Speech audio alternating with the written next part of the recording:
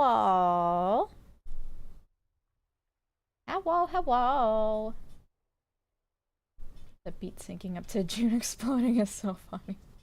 I love just watching some of the GIFs like sync up to the beat. Especially the one like Lynx that's like shouting. I don't know. I love it when it syncs to the cymbal crash. Jumoa. Hello, hello. Oh, where's my chat? Bro, is this the right chat? Even no, that's not the right chat. Where's my chat? Okay, it should be on. Excited for more disco and 9 in the Woods. Yeah, me too. I've been putting off 9 in the Woods for eons. Or rather months.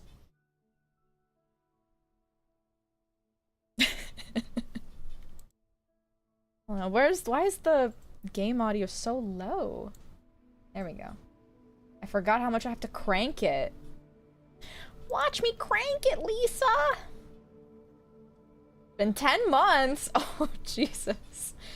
Nearly a year. Oh, gosh. Okay. Let me know if the game audio is still not high enough, because... Boy, oh boy. Alright, I once again, I need to remind myself what the fuck I was doing. Okay, how do I pull up the... Okay, that's the map. What was the... Oh, I guess I could just press these. It's my inventory. My journal, okay.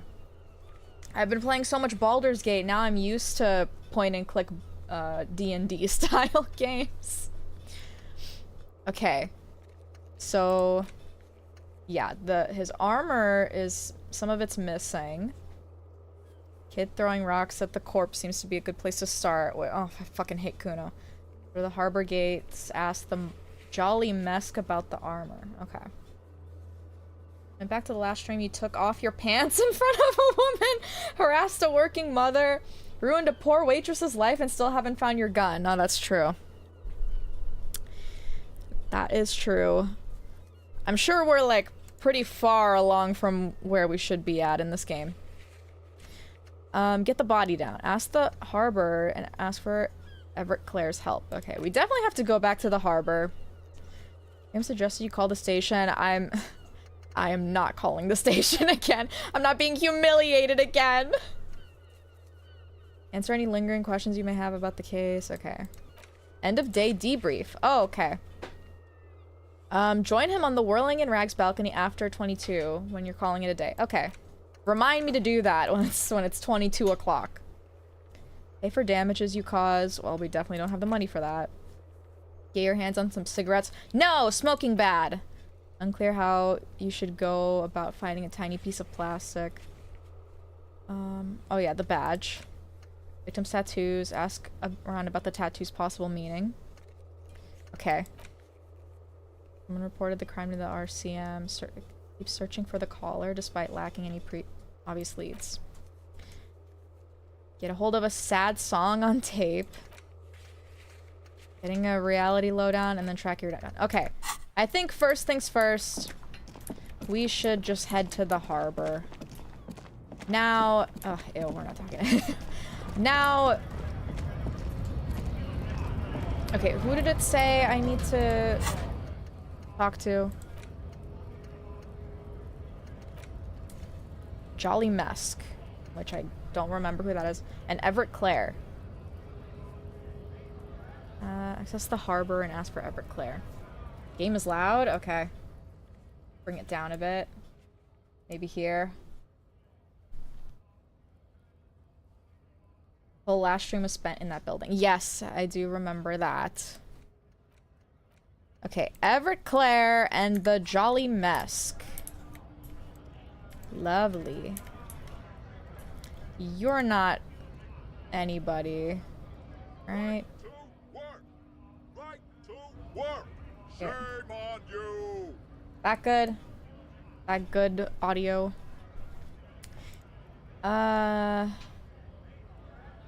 I want to get into the harbor too. You don't have any tips on how to punch a guy? Say, a really big race theorist guarding a button? Not before you get in there and get your ass whooped. Learn by failure, I always say.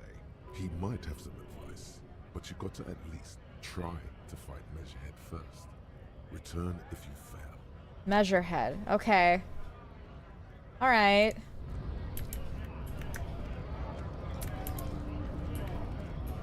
Well. Game is loud in my own head. Never have a good balance. Okay, I might just point and click instead of like... I'm used to the point and click now, so I don't have to do WASD to move around anymore. Hola, wandering man. How can I help you? A Measurehead thing didn't go well for me. Could you help me with that? Sorry. Busy surveying the situation. Takes a Sure you figure swig something out. from his You guys have flask. all sorts of gadgets these days. Wiretapping, telescopic batons, futuristic circuit bending to infiltrate harbor machinery. Maybe you could even knock that Kowalczyk crane over using some remote controls. Oh, okay. Or calling in tactical air support. You guys have air support, right? Wait, we have air support? Why didn't you tell me? Because we don't. We don't have air support or any of those other things. I get it. Hush hush about the secret technology. He pats the side of his nose with his index finger. Something changes in his disposition. A merciful smile in the corner of his eye. All right, I may have some advice for you on how to deal with Jean-Luc there, out of solidarity to the RCM. It's low in technology, however. Yes. First, don't fight him, obviously. Second, get him to share his theory by being subordinate. Admit your lack of expertise. Basically, grovel. That's how I do it. Tips his You're welcome. beret. Okay. Maybe that would work. We'll have to see. Stream thumbnail got me. Alright. Chill. You're also deaf in one ear, so that doesn't help? Okay. Okay. I see how it is. In the Martinez investigating murder. Hey, you're the man in boots. Kuno said you'd know about the armor. Oh shit! Alright. Tell me about the armor. The little boy had the good on his promise. His promise? To get me into trouble. To sick the pigs on me. Pardon the choice of words. Not mine. Mm-hmm. What happened? I was asked to look into that armor situation. Official union probe, you know. Track it down, see who took it. Did you? At first I thought, why not? Maybe the pieces can feed the strike. Buy us a few more days under the sun, you know? So I went to this boy. He said he'll make me his prison bitch. He's got eyes everywhere, and the cop's in his pocket, and he's the king of Jamrock. Uh-huh, yep, heard it all. Serves me right for doing menial footwork. I dropped that probe right then and there, and it still got me into trouble. One bad move is all it takes. So, Kuno used us to what? Scare you? It's a minor nuisance. It's all good. He contemplates taking a swig from his flask. He thinks, not yet. Better to get this business out of the way. Sweeter then. The probe into the armor, what did you learn? I learned that people don't want to talk to a drunk union man about some armor. What else? Not much. Technical stuff mostly. That was the interesting part. What sort of technical stuff? I did some research into this armadura. Let's say I have friends at the library. I didn't get into the material science, just how it comes off. How does it come off?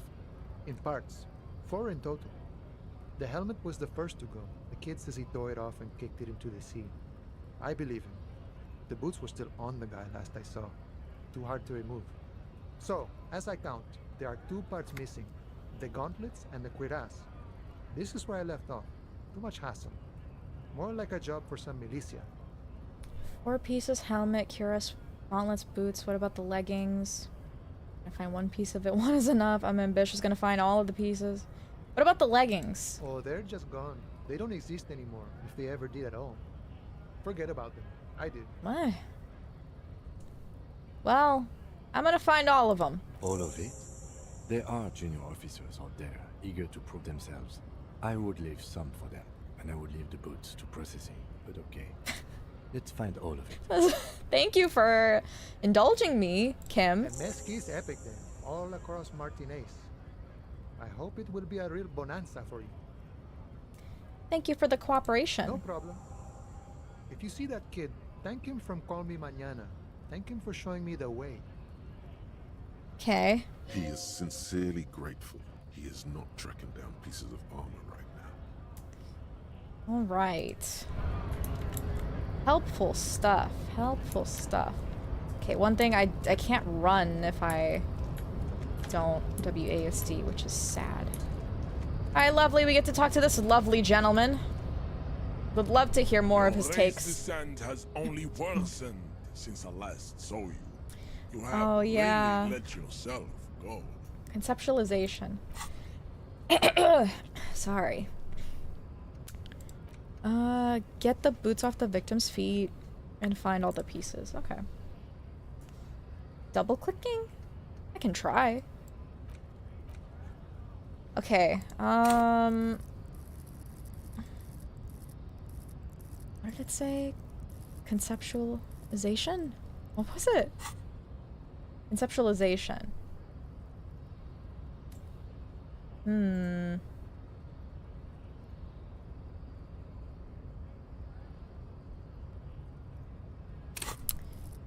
What would help that?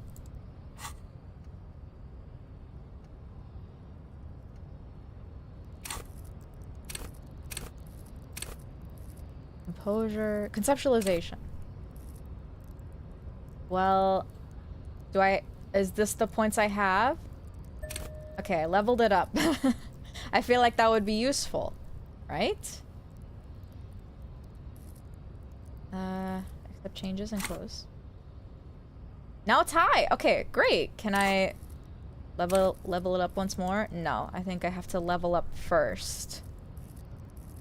Okay. Well, we can give it a shot now that, you know, it's higher.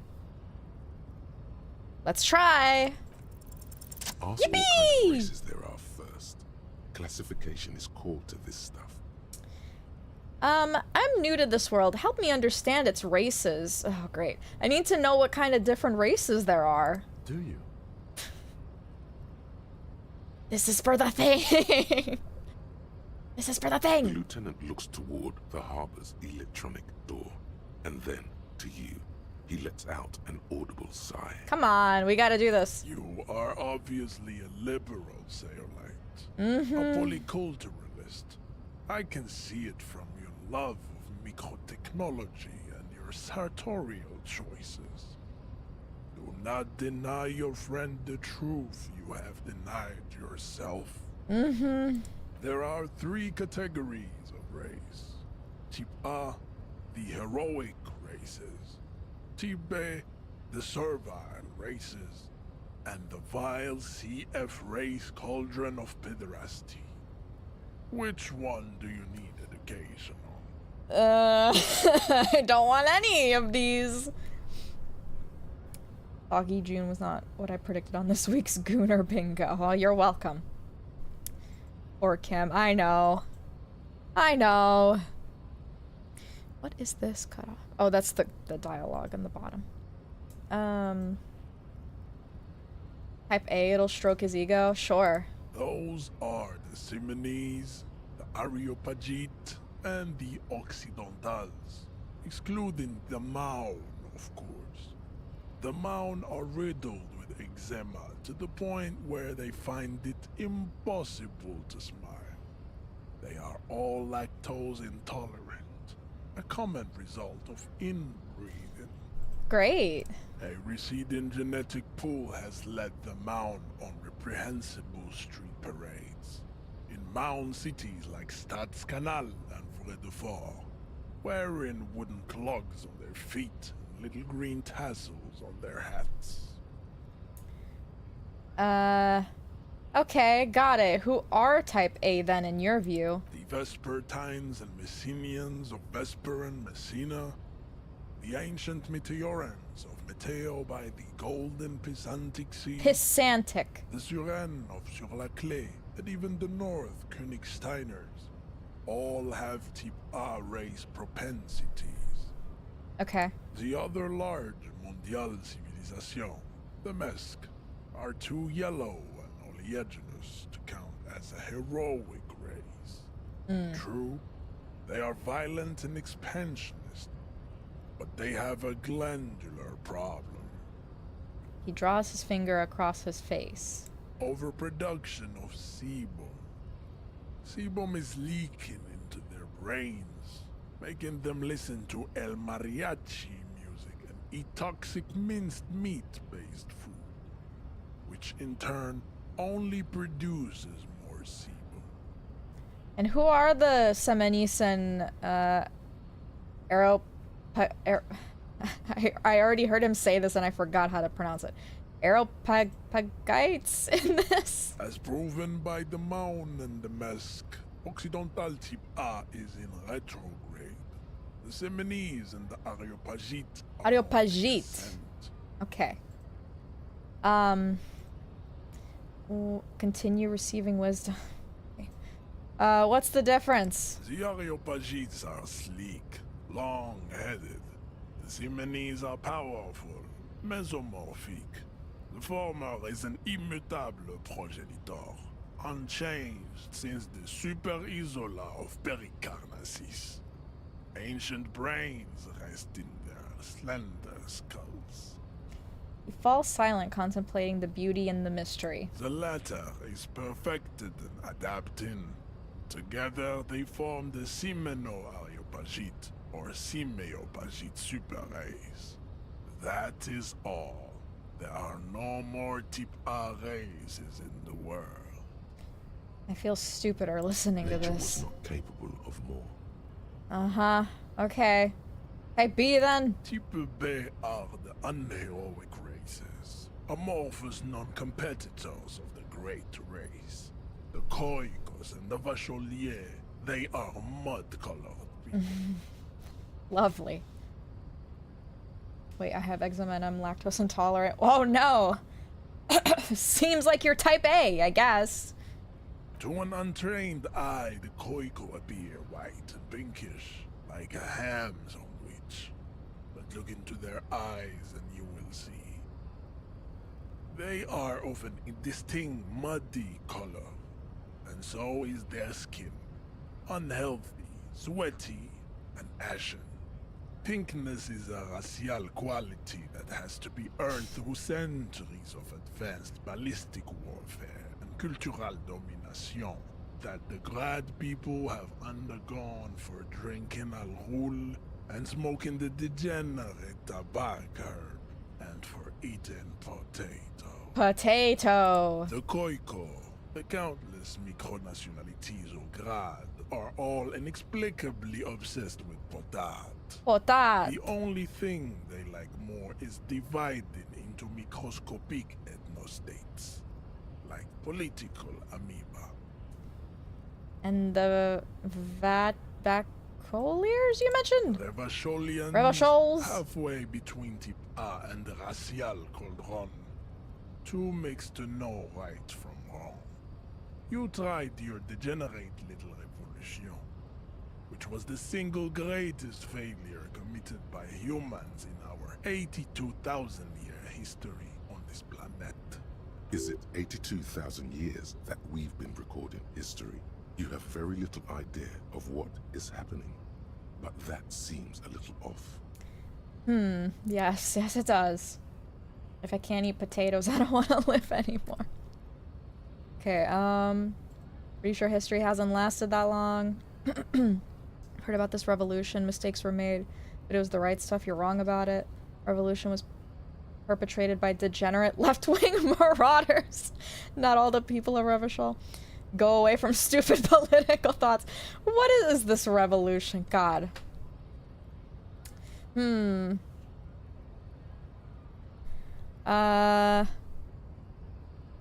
Well, I don't want him to be pissed off, so maybe just steer the talk away from politics. What was this revolution? The revolution came to Ravachol from Grad, in Zaraz-ridden potato carts. It is literally an illness, a prion disease that leaves the parietal and frontal lobe ridden with holes. A soft, sponge-like mass of dementia, hallucination, and paranoia. The revolution is fatal familial insomnia. A hereditary condition passed from the Koiko to the Occidentals. But not sexually. Probably through trade routes and potate acid. Potate the prime acid. component of the potato plant. Enough of Tibet mediocrity. Okay. Satisfied with the outcome. I am said degenerate left-wing marauder. And I love potatoes. The vile C to F race cauldron of pederacity, please? Tips CF are a museum of failed chimeric experiments and tragic maladaptations. They are tortured creatures waiting to be put to sleep. Your morbid interest in them worries me. I think your delegation of these C to F types is even more scarier to me. Chimeric experiments? Lesser races like the mosquito, a grotesque mixture of a masked woman and a Seminese man. Only possible if the mother is masked and the father Seminese. The other way around, they fail to produce offspring. The mosquito is born sterile, like a donkey. All they have left is to ride customized motor carriages with hydraulic suspension, listening to aggressive El Mariachi music to vent their impotent despair. I think that's racist. Okay, any more? Then there is the Simino Koiki Chimera. Are you sure you wish to know of the Simino Koiki Chimera? It is not an aesthetic site. Yes. The Koiko, as you know, are very servile, especially when they meet the rich man. Racial scientists have toyed with the idea of crossing the Seminese with the Koiko to produce a super worker of Seminese strength and great servility. Ah, yes, these racial scientists. This will never happen. The Seminese and the Koiko may have similar interbreeding problems as the mosquito. We will never know precisely. No Seminese man could maintain an erection in the suffocating potato stench of a Koiko woman, or Koika. But enough. It is cruel to entertain ourselves with the deformities of Type F. Were there any able-bodied races you needed education on? Now that we've been through all the types, do I understand advanced race theory? You understand nothing. Oh, great. To solve the great race enigma, you have to first ask yourself, what is the race enigma? You have not even worded the mystery, let alone solved it. How do I word the mystery? You need to internalize what you have heard here today, then return to me. This clarity does not come in. Just want to get in the fucking building. Those are the Seminese. No, I didn't press anything. Pool has led the I didn't press anything. The other overproduction I just wanted to angrily hit my keyboard. Oh God, okay, okay. Capable of more. Okay, let's discuss something I else. cannot possibly imagine what else we have to discuss, Tibere Basholian.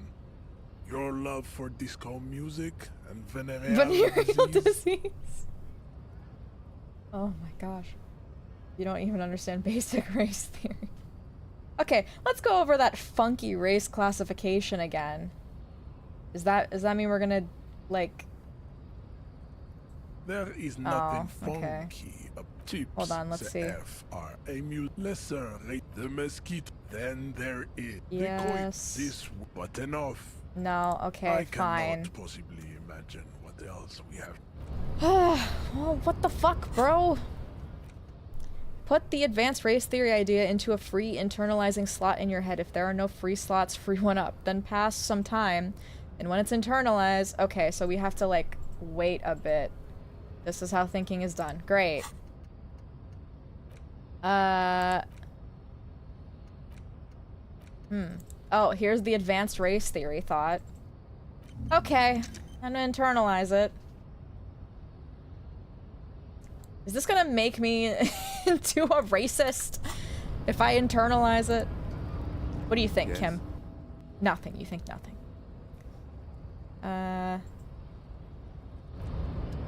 Okay. Well, the debuff you get is called Fooled by the Absurdity. Yeah. Research time, 1 hour and 40 minutes. Okay. Can we speed up time? How did we do that? I don't remember how we speed up time. But also, we have to, on the 22nd hour, we gotta go home with my homie. I gotta chill with him.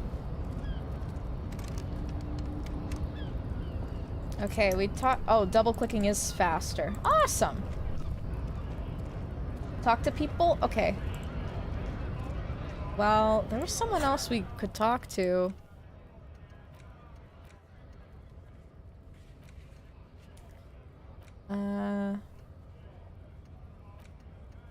Well, we can return to Kuno, which I really don't want to do. Ask around about the tattoo's meaning.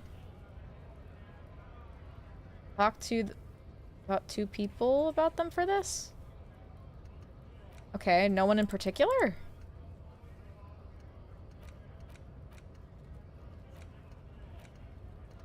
And then we can get the boots off the man's feet. Who else would be good to ask? I feel like we pretty much talked to everyone. Yeah, unfortunately, that's the downfall. I already talked to everybody. Is this about the questions again? You tell me about 'Cause this I reality don't- we're in. Reality? You mean what reality? Economic reality or? Yeah, I sure. don't really know anything. I mean, I'm 15. I'm sure you have everything under control at 15 years old. 15 is an excellent time to learn about the economic reality. Yeah, that's why I'm working my ass off in Frit. So I guess, like, that's economic. What about the physical reality? I don't know. What about it? Where are we? We're in Frit No, I mean, where are we on a larger scale? as mankind or as a nation? As or mankind. in a good place. She rubs her face thinking. I mean, science is doing great, and this radio computer thing seems to be kinda big. I don't know. She shrugs, then folds her magazine back. What time is it? I don't know. Look at the clock. It's right behind you on the wall. No, the time. It's right here. The clock shows the time at 10:09. The hands seem to be still. It's apparent the clock doesn't work. I wonder what would happen if we looked at it when it's at 10:09. I wonder if there would be any different dialogue. What is this revolution? When ordinary people take over the government and demands democracy. What about the one we had here in Revachol? Yeah, it happened like 50 years ago or so. Sorry, I'm not very good at this. At history, I mean. The coalition. What's that? Someone told me there is one. Our government? Oh. Or do you mean something else? Sorry, I really need to finish this article. Kuno is imminent. Oh no. Oh jeez. Kuno's gonna die in a ditch in like 3 days. Well, if I have anything to do about it, I won't bother you with this nonsense anymore. Great. Awesome. Okay. I still need to, like, get a bag or something for the The tin bottles. machine stands in the corner. But I don't, like, what bag? There are so many bottles around and I'm itching to collect. But what bag do I get? Do I speak to this man again? Looking for something on? You could push him by asking him to show you the soles of his boots. He definitely looks like someone Oh, capable shit. of lynching. Let me see the soles of your boots. Been admiring the stompers, right? For sure. I can demonstrate them. Don't kick me. Don't kick me. Don't kick me. Lifts up to show you his left foot, then his right. On the bottom of the man's boots, you see an intricate tangle of treads with no immediately discernible pattern. The wind howls over the Bay of Revachol, a cascade of cold air flowing through the city streets. Those same streets have left their share of scuff marks on the underside of your green snakeskin shoes. Is that a map of Revachol? It sure is. What the fuck? Where'd you get boots like that? Custom made. Cost me a pretty penny. Rubs the back of his balding head. But why? You'll see when the time comes, officer. True patriots carry Revachol in their very souls. Technically, you're stomping on Revachol every step you take. That's my man. I know you people don't understand poetry. What are you hauling? Oh, not much anymore. I'm here to pick up some cargo, but the dock workers are on strike, so it's a sit and wait on your ass situation. What kind of cargo are you supposed to pick up? Apples. Wait, is cargo a pun of cargo? Am I stupid? Is that intentional? My favorite man from Skyrim? Apples? Yeah, apples. I take it you had other questions? He's given you the runaround. Let's be honest, you were bested. What the fuck, bro? Well, does cargo haul cargo? Yeah, I mean in the caravans they do. That's kind of their thing. June clap clap sounds.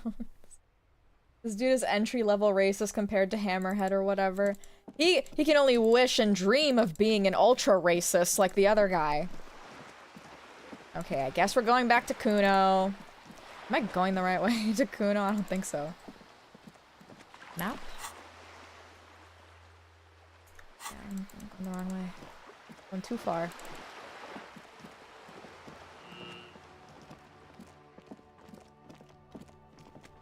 This way. Competitive racist, he's a professional. Hey, Kuno, you fucking lied to me. You got something to say? Fuck does Kuno care? I talked to Manana about the armor. So? He raises his eyebrow, projecting aggressive indifference.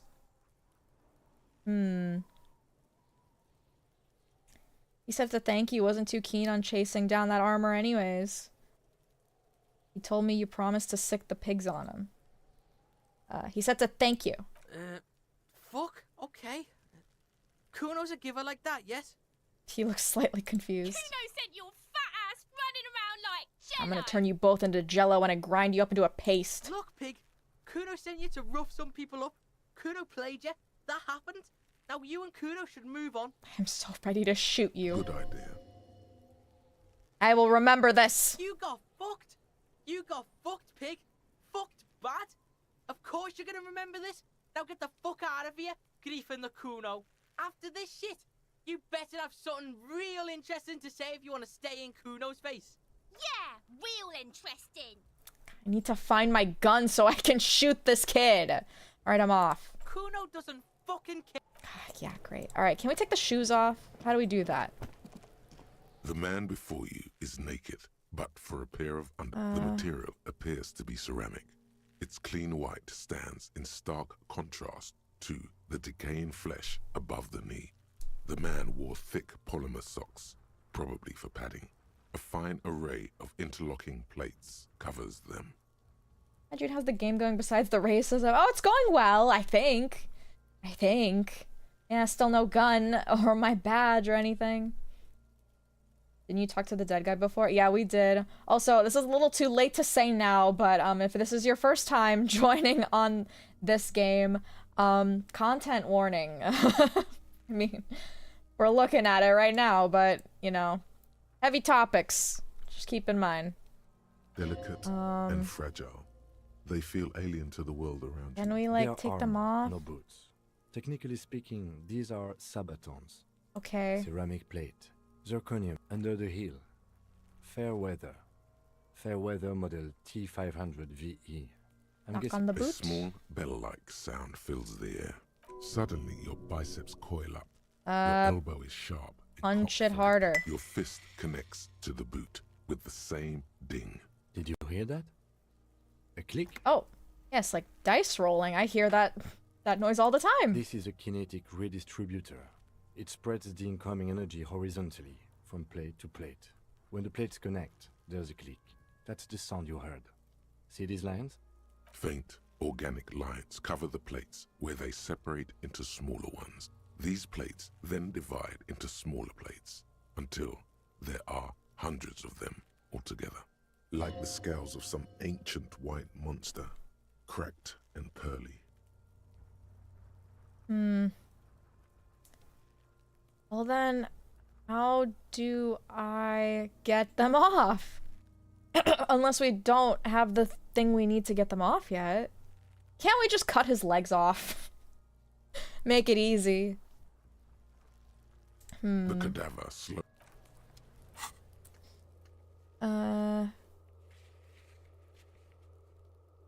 In order to succeed, 1, the body has to be down. Okay. 2, autopsy has to be finished. And Kim has to be absent. He wouldn't approve. Oh, well, how do I get rid of Kim? I can't do that. He doesn't trust me enough to leave me alone.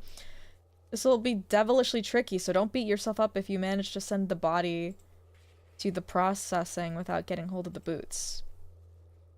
Wow, even the game is like, I mean, you can try, but fuck you. Okay, well, how do we get the body down? So, we can't shoot it down. We tried. We can't climb up and cut it down. This is truly hard. Somehow make it so that the bloated corpse isn't up there anymore. Shoot it down or ask for help. Do something, you're a cop. Thanks. Access the harbor and ask Everclear. Okay. It's nearly been an hour 40 minutes. Let's kill some other time. Some more time. Maybe we can head inside. Talk to people in there. You got something to say, Granny?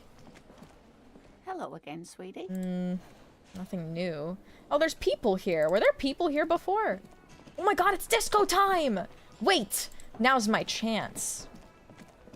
Can I get up on stage and sing my little heart out? This feels right. You belong here. Yes, I do. Hey, can I do karaoke? Can I help you? By the way, I'm gonna sing karaoke here. Absolutely out of the question. Oh, so that means yes? You wait and see, cafeteria. Absolutely in the question. Yes. First we find a sad banger. Okay. Then we sing this place to shit. Yes. Okay, I've seen something here at the Whirling Cart. A thing I need to talk about. What thing? I saw a sign that said the mess hall is reserved for the Union. Yes, not the whole damn Union, thank God. Just the nastiest and loudest faction. He tosses his head in disdain. They come here in the evenings. Dumb, unruly types.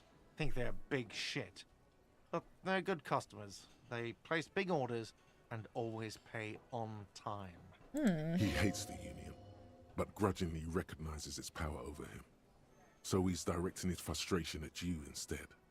Retaliate. The shame you gotta suck up to the Union to stay afloat. Ooh, I gotta say it. I don't. I'm simply providing a service, or really facilitating the offering of services to paying customers, and I don't have to explain myself to you. We should find out who this Lord faction is, occupying the booth. Loudness means talkative, and we need info. Well, I have one idea who might be a part of that loud crowd. How do we find them? We don't. We have to wait. Oh. They'll show up sooner or later. Men get hungry, even men on strike. You know who else gets hungry for men? Glance at the clock Sorry. on the wall behind the manager. Huh. It's after 16. The sign said reserved starting at 16. Why isn't anyone in the mess hall? Good question. He turns to the cafeteria manager. They're probably getting drunk or protesting something somewhere, or laying low after the, lynching. Whatever he may feel about you, He can't miss the opportunity to throw you a look of what he assumes is shared understanding. Go with it. Yes, I think I see. Yeah, yeah. The Union guys think they're untouchable. They probably fucking killed that guy or something, and now think they can hide out till it all blows over and it's fair weather again in Martinez. I have a feeling we'll make their acquaintance sooner or later. There's something else I want to ask. What? By the way, you should come back to this thing-based questionnaire if you see anything interesting in the whirling later. I saw another thing at the whirling. Another thing. Great. Oh, no. Yes. What about the money I owe? Yes. Have you got it? How much do I owe you A again? lot. 130. Lot. For the room, drink, like Alright. what? Well, not anywhere near that much. Kim praised you. Oh my god. Life feels good again. This place really is an Elysium for disco. The Union is a fun cast. Can't be hungry for men, you're the alpha gay. Well, who said I can't be gay and not a man? Oh, what, is this the kitchen? Have I been in the kitchen? Aroma of spices, alcohol, and tomatoes. Am I allowed in here? A heavy steel door with a prominent dimpled lock. It's painted blue. You immediately feel drawn to the color. Blue is for mystery. I'll be back, door. Mark my words. Touch the door. The cobalt blue surface feels rough to touch. The stainless steel door is flush with its frame on every side. Try to push the door. The door does not budge. I wonder where this door leads. You do? It's a door in the back of the kitchen. Why do you care where it leads? Why not? It's a locked door. I mean, what are you hiding? I'm drawn to its cobalt blue. It is quite pretty. I suppose we could look into it as a side investigation. Yes, a mini side Dart investigation. is the person to ask about this. The cafeteria manager. Okay, let's go ask him then. Yo, bitch, what about the cobalt blue door? Can I help you? Have a thing. Another thing. Great. There's a mysterious I love blue steel those. door in the back of the kitchen. Oh, yes, that door, sure. There's nothing mysterious about it. Do you know what's It's just behind a it? door. Do you have... No, I don't have a key. I don't know how to get there. And I don't care either. It's not like I've been wondering about it for 10 years. It's just a frit warehouse, probably. Or some boring storage space with a bunch of old junk and dust. Junk and dust. He runs his finger across the counter to check for dirt. He's attempting to maintain an air of indifference. It's absolutely not convincing. I think you'd like to know what's back there. Fine, okay, a little. But my job doesn't leave me time for wondering about one locked door in one of the cafeterias I manage. So I haven't opened it. I have cleaned the whole place 100 times over, though, after the animals. And I haven't found a key, so good luck with that. Yes? Okay. Check the fryer. Is that an interactable? What even is a fryer? Click on anything.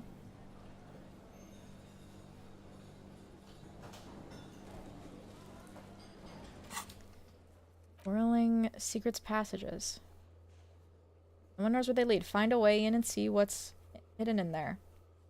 I wonder if there's an entrance either on the back side, like outside, or an entrance through one of the hotel rooms. So that's where my mind would go. It makes French fries for the lesser races. Oh no.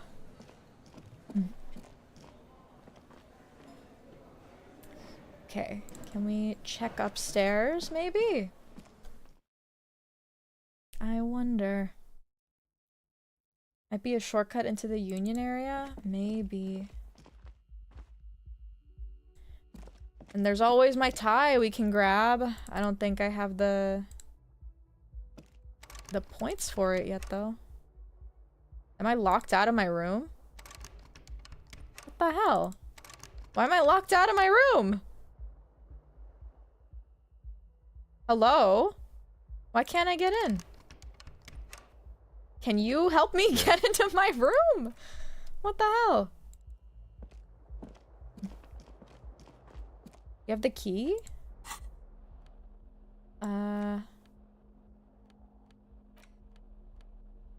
hell?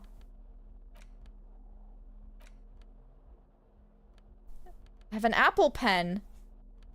Kind green apple pen. No, I don't. How did we get in my room? Maybe it's not the time to return to the room? Do I have to wait until 22? It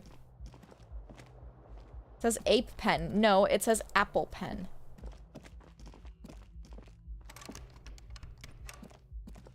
Can we... The door is closed.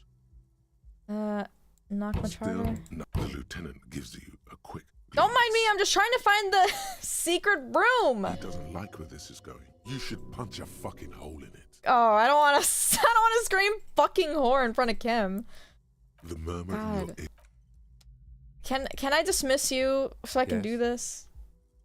You seem to be following me. Excuse me? Don't want to tell him any of this. You have a distinct... A moment passes. The lieutenant glances at the sports watch on his wrist. And secret room isn't on the second floor. Well, whatever, man. I tried. Okay, I need to kill more time.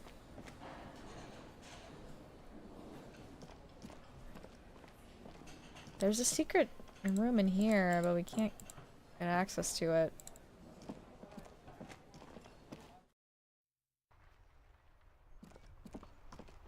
Do you have anything new to say? Hello again, officer. I've How are things? investigated the body. Shouldn't be long till we get it down. Oh, okay. Thanks for keeping me in the know, sir. Yeah, sure. Button that shows you all the interactables. Not Q. I don't know what Q does. It just like makes the text go. R, T, G, F, D. Nope. B, tab. Oh, tab. Tab works. I should probably click tab more often.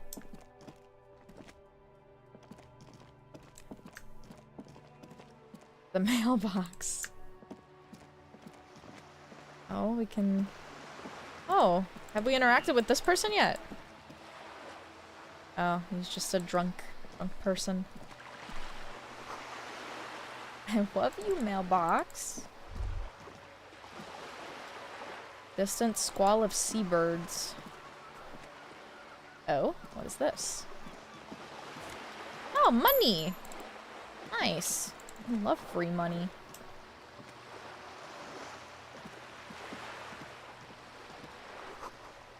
Splatter of bullet holes lines the wall.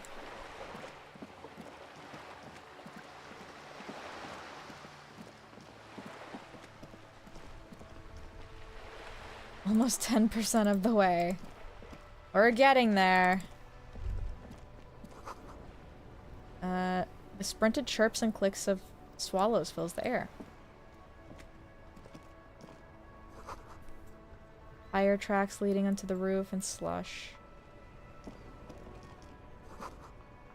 Ancient fountain.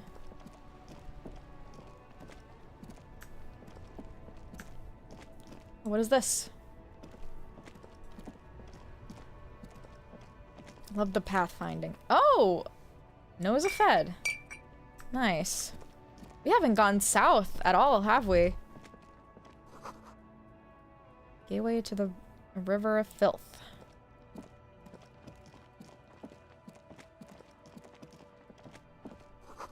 I didn't know there was a south. Me either! Oh! You just go in. Bust of a woman. Lax simply says DEI. Dark film projector is whirring away. Some kind of machine. Oh, there's a man! Oh god, I didn't notice the man! A typical Martinez streetlight sits among assorted floor and table lamps. Let your gaze run over the streetlight? The light pole has been carefully cut, and the wiring has been redone and attached to a standard indoor plug. The light buzzes faintly, but persistently. Is that a streetlight? Yes, officer.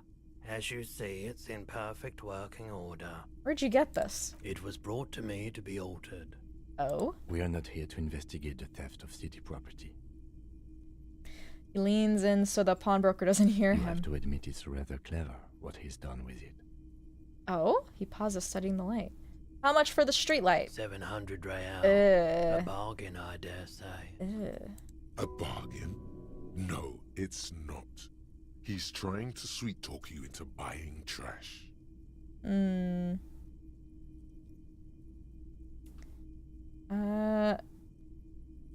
Even taking into account the risk of obtaining the light, that seems a bit steep. There's also the matter of rewiring.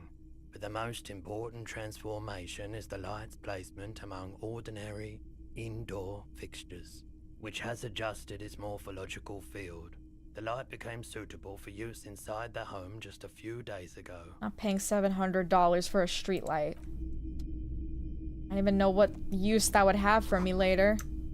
But I assure you, it's probably something very silly. You see rows of toy soldiers guarding the rest of the trinkets displayed on the table. Some on horseback, others in rags, others yet in bright blue uniforms. All are stern and unyielding in their duty. Try to find something pretty and cool here, then use it to win her back. Who's her? Win her back? Yes. Buy something nice. A figurine. This sounds off. You shouldn't trust this guy. I'm telling myself not to trust myself. Take up a truly cool figurine in the box under the table. Inspect the knights on horseback. Big men on big horses, clad in lamella armor and carrying flintlocks. The kind that would mow down a line of enemy soldiers in the blink of an eye. Who are they? Franco-Nigerian knights. I used to be very serious about these guys. Oh, really? Uh-oh. Uh-oh, what happened? Uh-oh. Hello? Game? Hello? It's stuck. No! No! Please tell me that it saves automatically, because I'll be very sad. Oh, god fucking damn it. Why? Why did it crash? Kim, please come back. It's like... Oh, there it goes. It just fully crashed. Alright. Thanks. Thanks, game.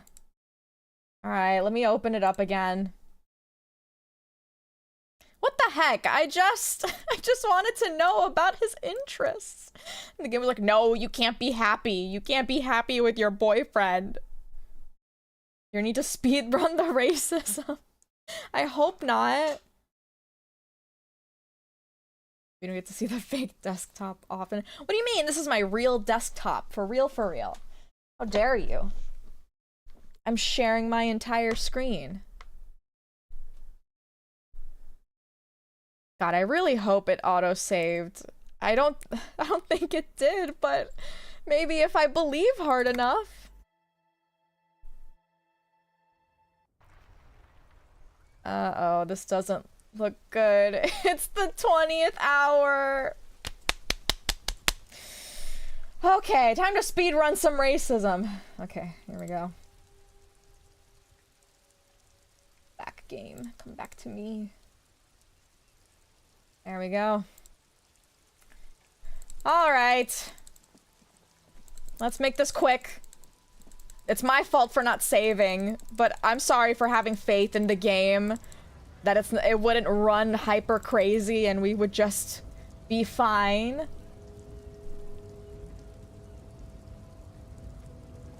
Alright, I'm here to talk bullshit.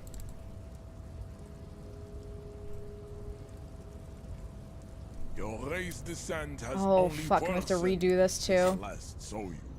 You have already Kill me. Kill me. Alright, please work. Wait, what? Why is it only 50 now? I leveled it up! I leveled it up! See, I am not like you exhibit forward projection of the jaw. It is important. This leads me Okay, to wow, your cool. race. He's right there. It's almost impossible. What the heck? Why is it only 58 now? Talk to Manana? Oh, okay. Yeah. Let's do that first. We still need to get in. Okay. I did ask him about the tattoos and I did totally skip that, sorry. Just... You know, I'm kind of sick and tired of listening to him, so... Here, what did it say on... Measurehead? Conceptualization?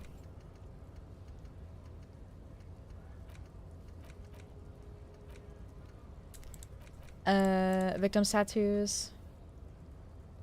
I don't know. All I'm wondering, man.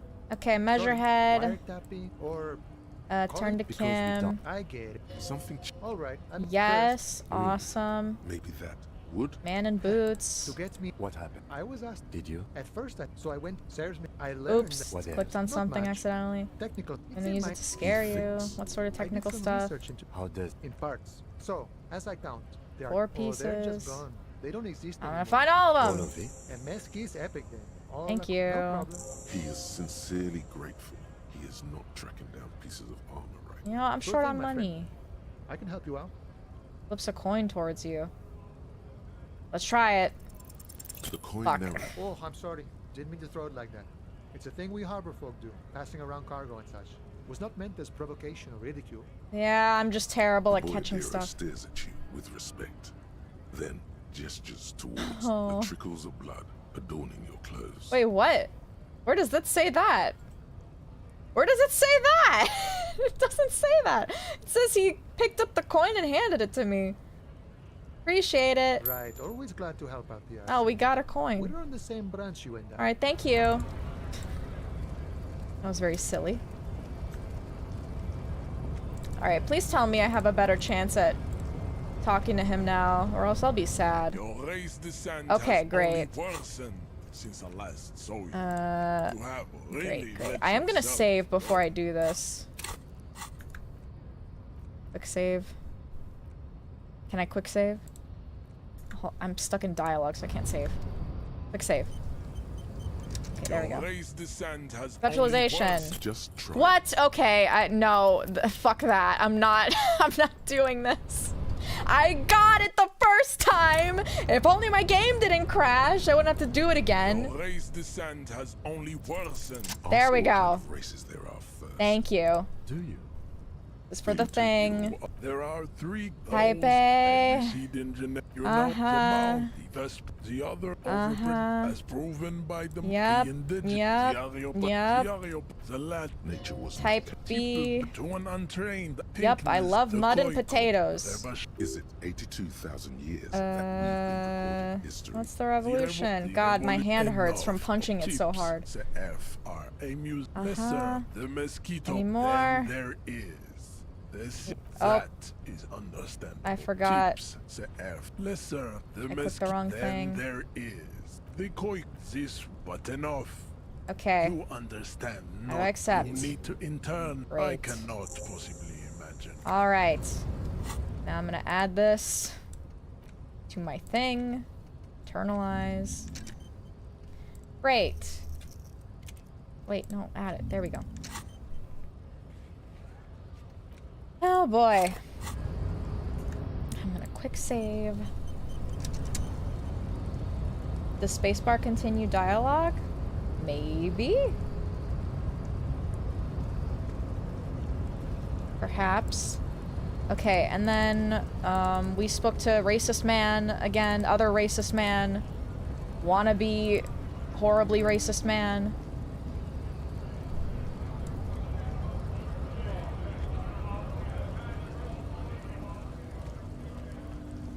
Yes, hello. Looking for something odd? You could push him by. What are you hauling? Not much anymore. Type of cargo. Apples. Yeah. Apples! The runaround. Been in On the bottom, the wind howls over the. it Got a sure map? is. Where? Just a Why? Technically, I knew you. Alright. We did talk to lady over here.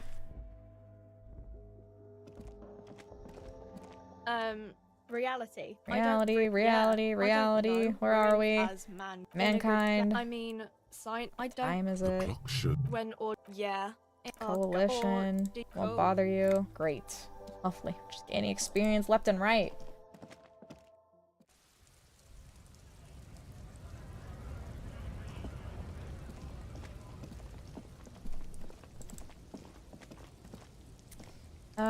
Did we also get experience from talking to a union man? Right to work. Not before you. He might have some advice. Oh, well, he didn't have much to say. Okay, and then we, let's go talk to Kuno first, I guess. Or we can talk to her. It's raining again. It was clear just an hour. Oh. Okay. Quick save.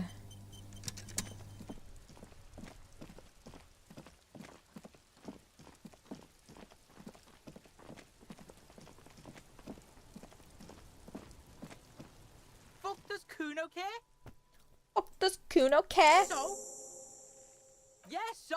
Kuno sent you. Look, pig. Good idea. I'll remember you got this. After this shit. Yeah, real. Kuno doesn't fucking.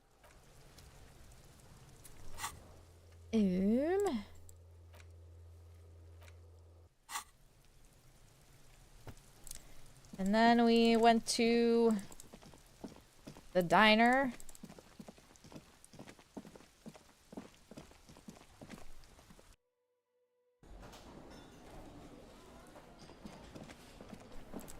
Go check on the door first.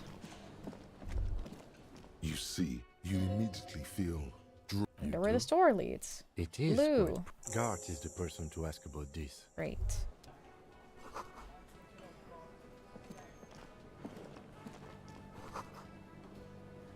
I got stuff to tell you. Can I help you? By the way, I'm gonna sing karaoke here. Absolutely in the. What thing? Yes. He hates the union. I don't. Shame you We gotta should suck up find to out. the We don't. union. You glance at the. Good question. They're probably. Whatever he may feel. Yeah. I have a feeling we'll make their acquaintance sooner or later. Oh, Blue yes. That door. door. Sure. No, I. Awesome. He's attempting to. Fine. So, I haven't opened what? By the way, you should come back to this thing-based questionnaire if you see anything. Okay. Quick save is F5. It's a hassle to do F5 on this keyboard, so I'm not gonna. Yeah, that's the same with Skyrim. I changed it to, like, C instead.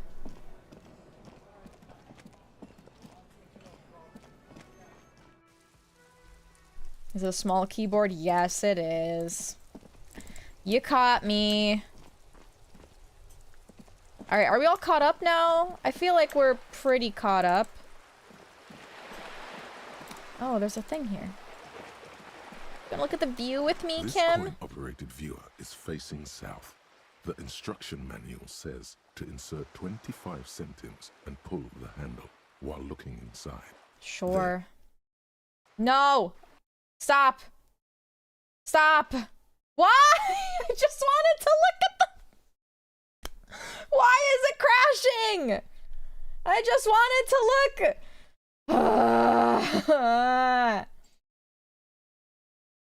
Why? What is with the South in this game? It just doesn't want to function properly.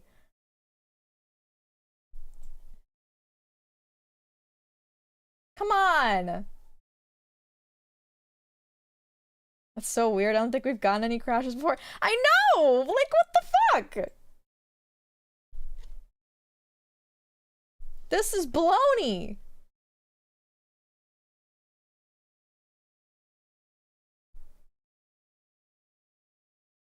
can't believe this. Well, luckily we were saving a bunch. I think...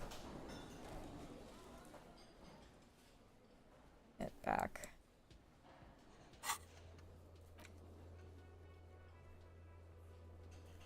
Okay. We finished talking to him, right? Yes, we did. He was in the union box. Game is punishing you for being racist. Never seen it crash when I did my playthrough. I know! What the hell? I'm gonna try the thing again. If it crashes, I'm gonna be royally scared. Please work. This coin-operated viewer is facing south. The instruction manual says to insert 25 centimes and pull the handle while looking inside. Then use the focus knob to zoom in if necessary. Please don't crash. It crashed again. What? I don't understand. What's wrong with my game? Okay, I'm not gonna touch the... I'm not gonna touch the coin machine again.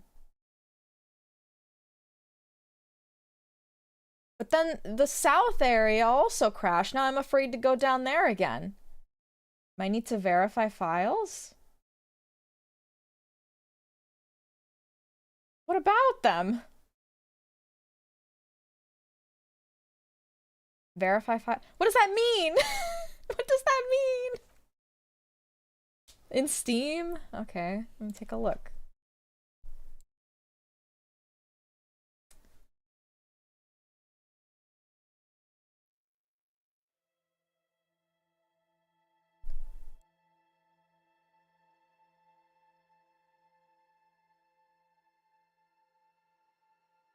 Oh, verify integrity of game files. Okay, validated. Does that mean anything?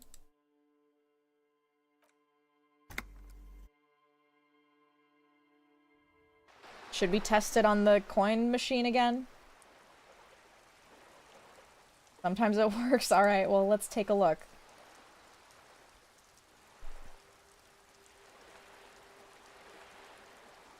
Okay. This game refuses to let me buy shit. Nope, it still crashed. Ugh. Okay.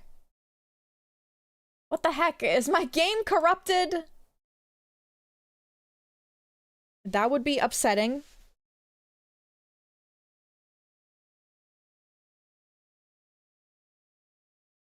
I mean, I can try doing other things to progress the game forward. The cursed coin machine. I really wanted to explore the south, though. Maybe we can take another look around at other things first.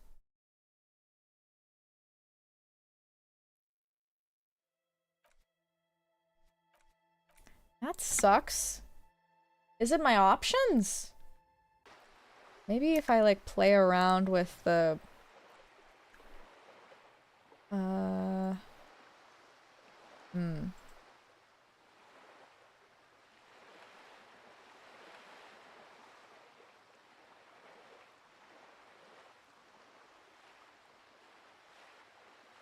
If I turn anti-aliasing on...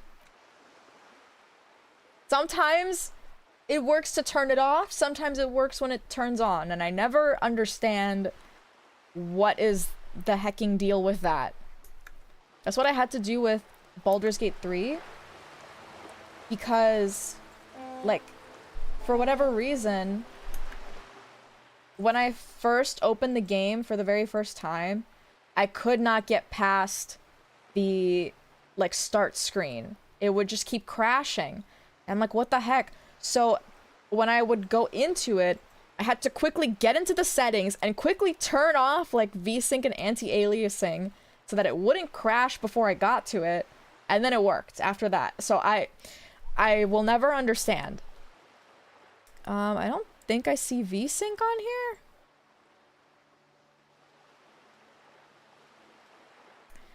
If I turn anti-aliasing to 4 times, is that gonna be any better or worse? I have no idea.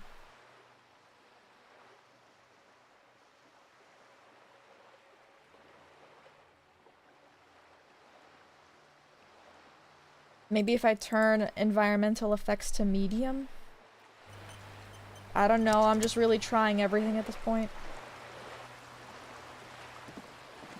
This coin operated I'm not view even gonna, is facing like, south. put it on the The screen right instruction now if it manual doesn't work. says- No, it's just like, it just...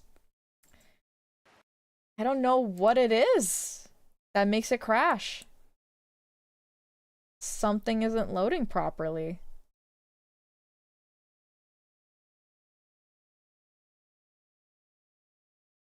So weird.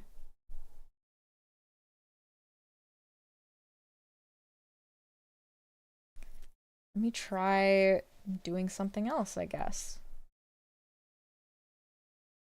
Kill time some other way.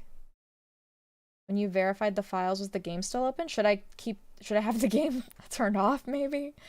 I'll give that a shot. I'll try anything. Let's see. Yeah, okay.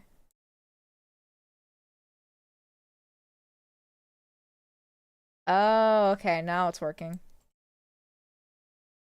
Because now it's taking a while to verify. We've already played this game for 11 hours. I feel like we should be a lot farther in the game than that.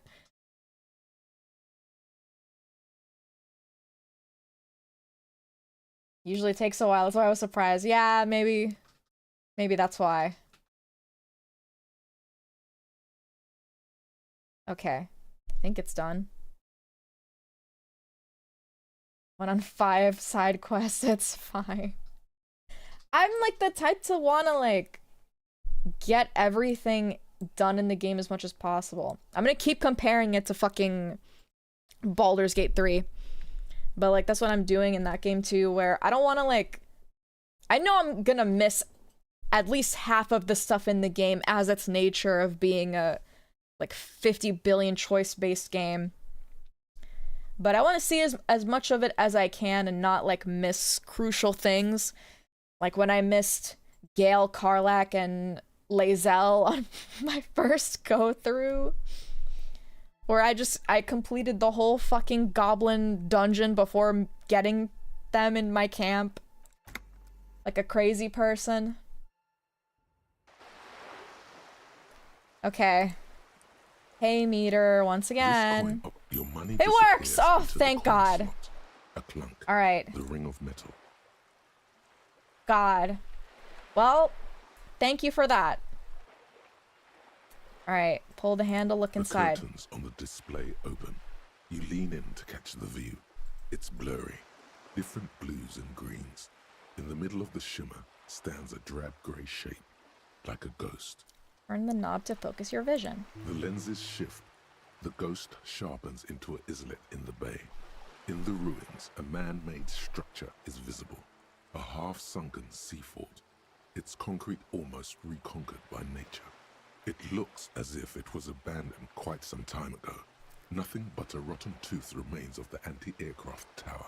A lonely birch tree grows out of it. Its leaves ripped from it by the winter wind. There are ruins of some kind of building there. Really? I don't have the eyesight to make it out. Oh, well, do you want to, like, take a look at my thing? I mean, you can share. Hang in there, little one. The little brave birch tree seems to wave back in the wind. Oh. Cute. Okay, I'm gonna save. And then I'm gonna put back my settings to what they usually were. There we go. Alright, now we can go back to the south. I can grab my coin. Get back my coin that I spent. We can both take one eye hole if you want.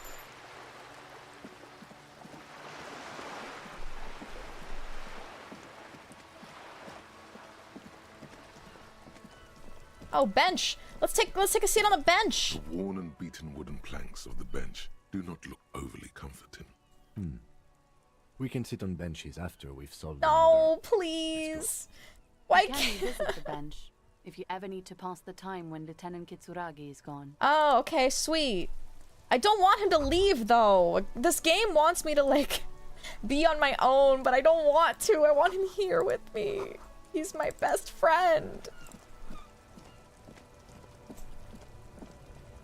Oh, maybe we can get something new Stuck from in you. the rain in a traffic jam, man. What's on your mind? Huh? Oh. No, I ain't got any money. They don't want to pay for unfinished work. They who? The bosses, man.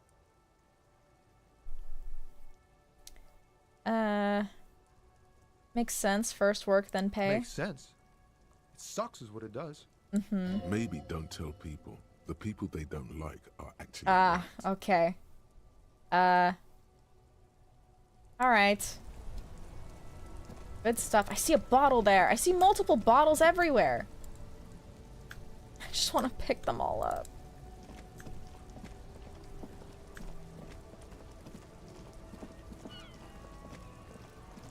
Alright, back to the scene of the crime. We got this fire extinguisher. Totally. Oh, what's this? You're a police officer, you shouldn't be picking up bottles. I do it for the community. Oh my god, fingerless gloves. Oh. Who are you? Evening, officers. A burly man hangs out by the waterlock, carving up a generous serving of salami with an old hunter's knife. I want salami. His eyes are fixed on a man stranded on the other side of the waterlock and on an enormous billboard that has fallen down into the canal between them. His posture is relaxed. Despite his powerful build and a knife in his hand, this man resorts to physical intimidation only infrequently, if at all. First things first, what are you doing here, man on the waterlock? My friend Barry the Butcher is stuck on the other side of the water. Uh-oh. I'm keeping him company and eating his salami. Oh, great. From the corner of your eye, you see a man in a yellow shirt and grey overalls waving at you from across the canal. He seems disappointed about the wreckage on the waterlock and the salami. That was his salami. Very good stuff. Anything I can do for you, officer? Man on the waterlock picks the skin off a slice of salami and takes a sizable bite. You know what caused this wreckage? I wasn't here to witness it, but those look like tire tracks on that sign. Weird, huh? Then again, plenty of daredevil drivers in Rivershoal. The words "daredevil driver" sound ominous to you. Is that me? Too bad it also takes a year and a day to repair anything around here. Especially a waterlock. The rest of the coast is closed off till then. Can I have some of that salami? Well, do you know what's further down the Well, coast? there's the fishing village, an abandoned fish market, a bizarro church. Not much use to the congregation, though. There always seems to be something wrong with it. He thinks for a moment. Yeah, not really much else. Just bombed out ruins. Can I have some salami? Sure thing. Yay! Want some too, officer? Yes. Why not? Oh my god! Oh my god, he wants the salami! You know what that means. He wants my salami. Alright, bye. Good stuff. Good stuff. Okay, we should probably talk to Barry too if we can.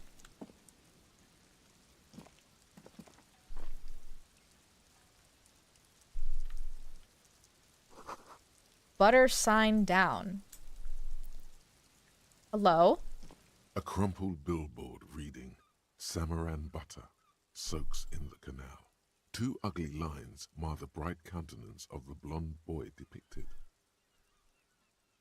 What is Samaran butter? Whatever it is, the boy on the billboard seems very happy about it. Well, we're not gonna have a good chance of getting that. Butter sign down. Tee, I get it. Oh yeah, we can interact with this. A couple of indicator lights are missing from this control panel. Loose wires dangle from the now vacant holes. In the middle is a lever. Beneath it, a small metal plaque. This panel usually closes the water lock, turning it into a bridge that lets you cross the canal. But there's a crashed salmon and butter sign in the way. Pulling the lever probably won't do anything. Well, let's do it anyways. Pull the lever all the way up until the metal clicks against the contact pins. You hear a soft clunk. Then, nothing happens. Push it harder! Fine. A spring brings the lever back to its original position. You still need to close the water lock to get across the canal. Some other way. Okay. Isn't there a sign over there saying functionality will be restored on Wednesday morning? Wednesday morning. Okay. Don't know. I don't even know what day it is today. Lovely. Alright. Back here once again. Just make sure nothing goes wrong. A typical Martinez Street, the light pole. Yes, Yep. officer. Where'd you It get was- this? We're not here to... You have to admit it's rather clever what he's done. How much? A bargain? No, it's not. He's trying to sweet talk you into buying trash. Hey, I don't know. Okay, great. Just says day one in the corner. Yeah, I mean, like, what does that even mean? What about this? The boomboxes on the shelf look well-loved and well-traveled. Chipped, dented, they stare at you with the unblinking eyes of their tape reels. Stand on the tips of your toes. One especially catches your eye. Deep gold and amber plastic with a big old handle on top. A classic boombox that says Stereo 8 approved. This is you. Golden orange. A sunset suite. Just make sure it works before you buy it. The Stereo 8 approved machine here. Is the Harman Welsh W2. Made in Vespa. Designed in Seoul. Plays all reel-to-reel formats. 2mm, 8mm, 12mm. It's even got a little radio in there. It'll set you back 12 real. Don't buy it. What do you mean don't buy it? Why not? I have the money for it. What I really want to know is, could this device come handy in my police work? If police work means playing tapes, sure. You can use it for that. Or any other time you'd need to play a tape. Like a beach party. With sand and sun and seagulls dancing on the breeze. Turn to Kim. Theoretically, could I bring it to a beach party? Theoretically, yes. But we don't have time right now. It's generally murder investigation first, then beach party. Okay, Kim, I'll just rock out with the pawn shop owner then. Actually, it doesn't have to be a beach with a boombox like that. I'll bring the party into the streets. You can play it any way you like. And I guess since you're a police officer, no one can arrest you for it. Are you sure this is all in working order? Absolutely. I've tested each one myself with recordings of speech. Found sounds and music from a variety of genres. Even though I don't really like music. What kind of fucker doesn't like music? Alright, I'll think about it before buying it. Okay, let's try this again. You see rows of toy soldiers. Try to Yep. find something pretty. Win her yes, back. this sounds. Okay, knights on big men horseback. on big horses. Who are they? Franco-Nigerian knights. I used to be very serious about these guys. Tell me more without crashing my game. A long, long time ago. Oh. Okay, blue uniforms. They're not all blue. These figurines also wear gold coats and caps, complemented by orange trousers. They are variously posed, wielding swords and rifles with bayonets. Are these royalist soldiers? Which ones? Ah, those. Yes, they are. I find the paint job a bit gaudy, but children like the bright colours indiscriminately. Inspect the figurines and rags. This set of soldiers isn't meant to look impressive. A few have rifles, but most of them carry pistols. Some even shovels. and tall sticks. Are these even soldiers? You're probably talking about the revolutionaries, yes? Yes, they are soldiers, revolutionary soldiers.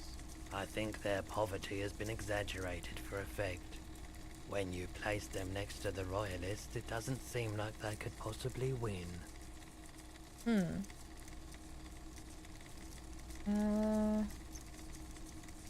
Ask my friend Gart whose bitch it made me. That shit was more nuanced as it stands. I cannot comment. Meant to give people hope even we can do it. Wish it was more nuanced. I don't like either set very much, to be honest. But there are many parents among my customers. He seems to have his own take on the conflict played out in perpetuity by these toys. Might be interesting to find out what it is. Pick up a truly cool figurine in the box under the table.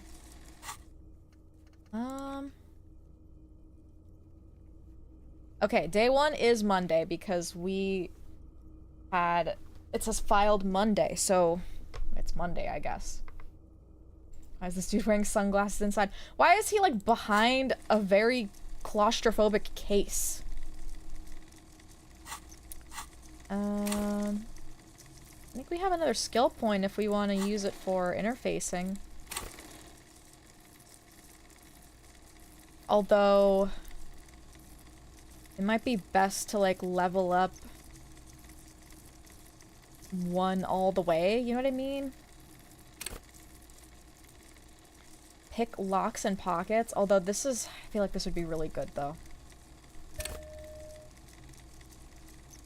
I feel like this would be pretty good. No, not inland. Let's try that. Ah, pretty good chances. I'm gonna save. You see rows of toy soldiers. Everything Fucking hell! seems faded, chipped, and sad somehow. Most of them are just broken toys. Skill points into interfacing. Okay, I don't want to be a save goblin. I'll play fair. I'll only save goblin if my game crashes. Hello, welcome, welcome. It's not often that I see officers from the RCM in my pawn shop. Man at the counter turns to you slowly. What can I do for you? His courtesy is not insincere, but he prefers being alone with his projector, just watching the movement of light across the walls of the shop. RCM's here, tell me, have you had any trouble lately? I haven't had any problems myself, though some of my customers have complained about inconsistent law enforcement. I can't imagine who would be at fault for that. Who are your customers usually? All kinds of people come through here. Locals, travelers, people looking for a deal, people looking for a keepsake, people who are terminally bored.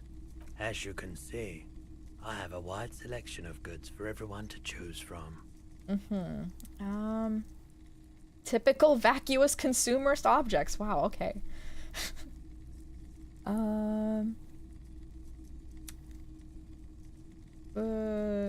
Quite the collection indeed. It keeps me entertained.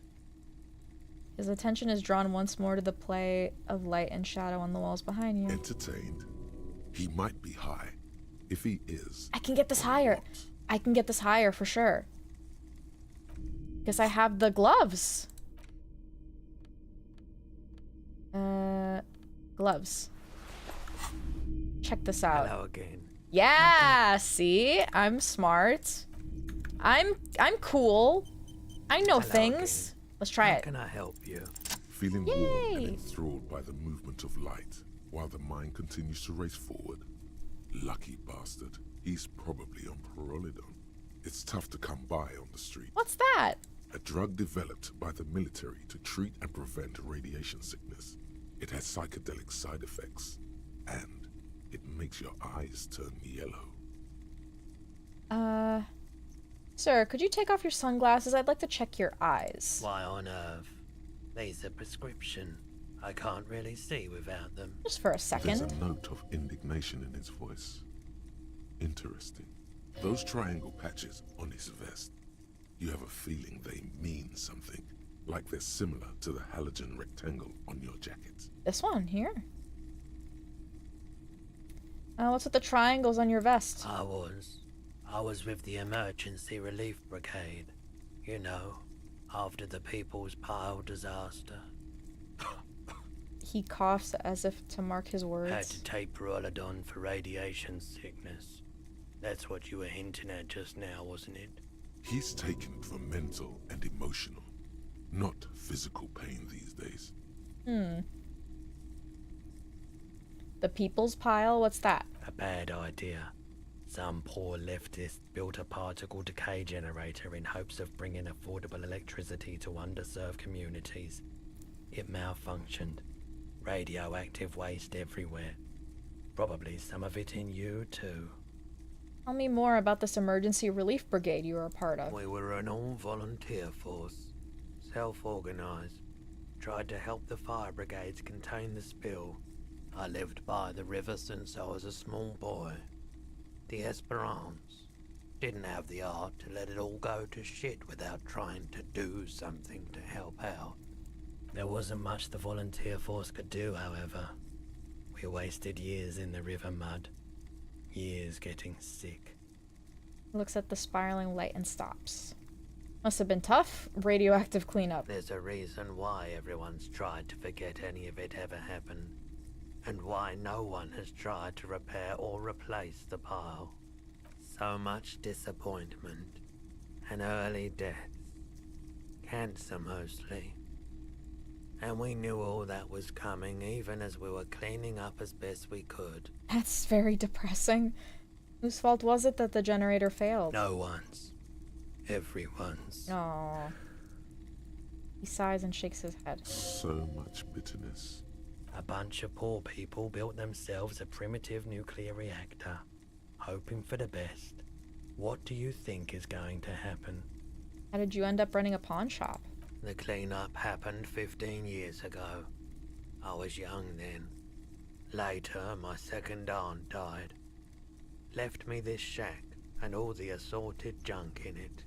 So I came to Martinez. People told me don't go there. It's a shithole. I said, people, we just had a nuclear pile meltdown. I'm gonna get as far away from Forberg as I can. Still in the same city, but... Oh, damn. Well, thank you for telling me. I like the theory more than the story. Outward movement, not vortices. Yeah, you gotta get in on those vortices, my man. Can you share your Pyroridon with me? Wait, I can sell something. Let me have a look. Oh, I'd like to sell my clothes. Fascinating photo of a corpse. Ew. Check my pockets. Anything else you're thinking of selling? On. Okay, well, my question is, do I need to use any of these items, or are these purely for pawning purposes? The antique gun. Yeah, I was thinking about that. If we can pawn a bunch of stuff off of him for money, that would be great. Easy way to make money. I mean, it is in the pawn inventory, so I'm assuming that this is the only purpose, you know? I don't think the gun has any use. Yeah. Okay, how do I pawn it?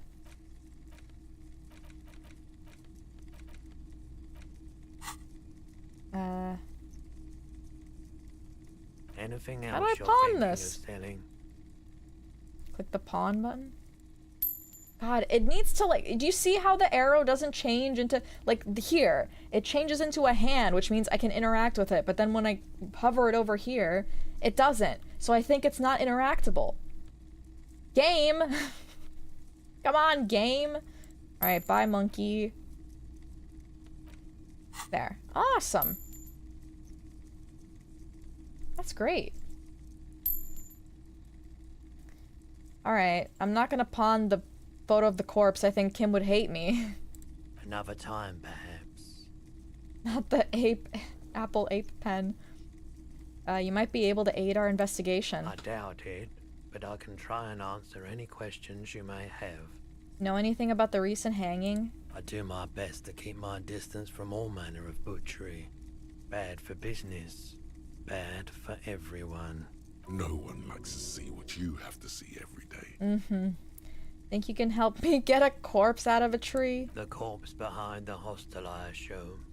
I don't have a truck with a mounted platform or anything of that sort myself. Ask around the harbour. There might be some workers there who'd be willing to You would help. think. That's all I got. The pawnbroker's gaze is already fixed on the dancing colors.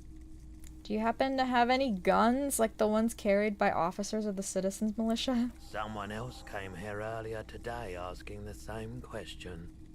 I promptly sold her the gun you pawned a couple days back. Fucking hell, I pawned my gun! What? Sold? Great. The lieutenant shifts from one foot to another, alert. Oh, I sold you my gun.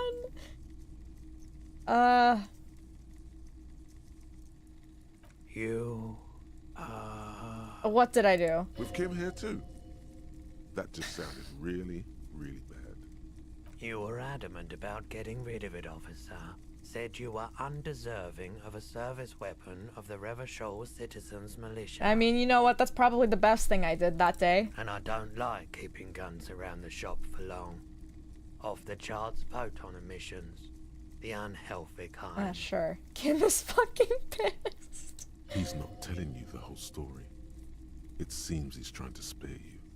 I feel like there's something you're not telling me. You weren't quiet yourself, officer. What was I like? You were very distraught. You said the gun was a threat to your life and that you can't trust yourself with it tonight. And that you need the money. Mm-hmm. When I said that I don't normally buy firearms, you put the gun barrel in your mouth and sort of sucked on it. What did I do with my gun? I agreed to take it. You sucked on a gun? Good. Very normal. I really should.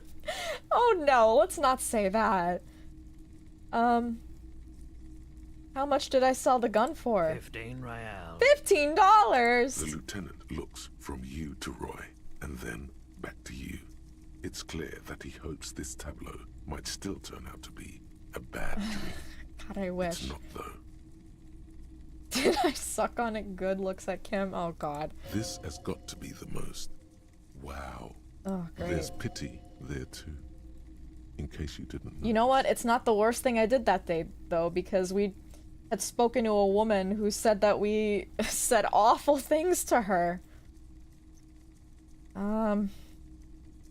Sorry, you had to see me in that state. No apologies necessary, officer. God, it really doesn't help when I apologize, does it? Was the buyer a policeman, too? She didn't seem like a policeman, although she kept referring to herself as a pig, which was odd. I found her interest in the gun a bit obsessive, but I was just happy to get rid of it, and of her. Truth be told, she was terrifying. Oh, great. Right, so let me get this right. You sold your sidearm, issued by the Citizens Militia, and now a civilian is running around the streets of Martinez with it? We don't have to say it like that. Miraculously, his face does not reveal what's happening inside. Oh, great. Think you sold the broken rifle for the same price? Okay. Yeah, I just know how to barter, I guess. She must be one of my rabid fans. Vigilante. I don't like it either. What if she intends to commit a crime and blame it on the citizens' militia? I'm sorry. I sold my gun. That sounds so pathetic. Alright, I don't like it either. You're right that she could cast aspersions on the force. We have to find out. He looks around worried. Any idea where I can find this buyer? My apologies, officer, but I have no idea where she was coming from or where she went. She must be Cotton Eye Joe. A needle in a haystack. There is nothing you can do about it now. You'll just have to hope you luck upon her somehow. Okay, think of someone referring to herself as a pig, I guess. At least now I know how I lost my sidearm. Let's talk about something else. Of course. Am I missing gun Sure again? thing. Okay. Sure, man. Nothing new. Alright, sure. Have you tried it before? Nope. It's almost like he's worried for you. The lieutenant steps away, pretending to admire some of the knickknacks on display. Looks like he doesn't want to. I just want to learn more about it. I don't want to take it. Go ahead then, he thinks. As long as you can walk straight, I don't care. I haven't, but don't worry, I can take it. If you say so. Here you go, man. App-shaped object on the palm of his hand. Very odd Yes, looking. darling.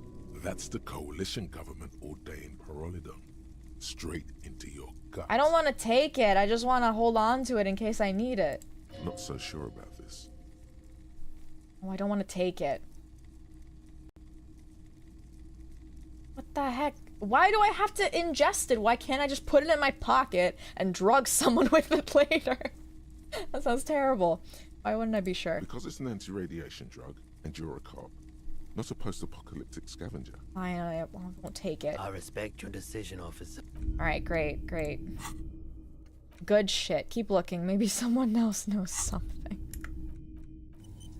Remember when Kim said he wanted to do this case so he can stop the beef between the two precincts? He's regretting that so much now. I think now that's the least of his worries now. Okay, I think that's everything we can interact with here. Antique machine. Hey, so we've been monitoring you internally, and now we know your Copo type. What the heck are you talking about? Yes. Guess what's yours? Oppo type?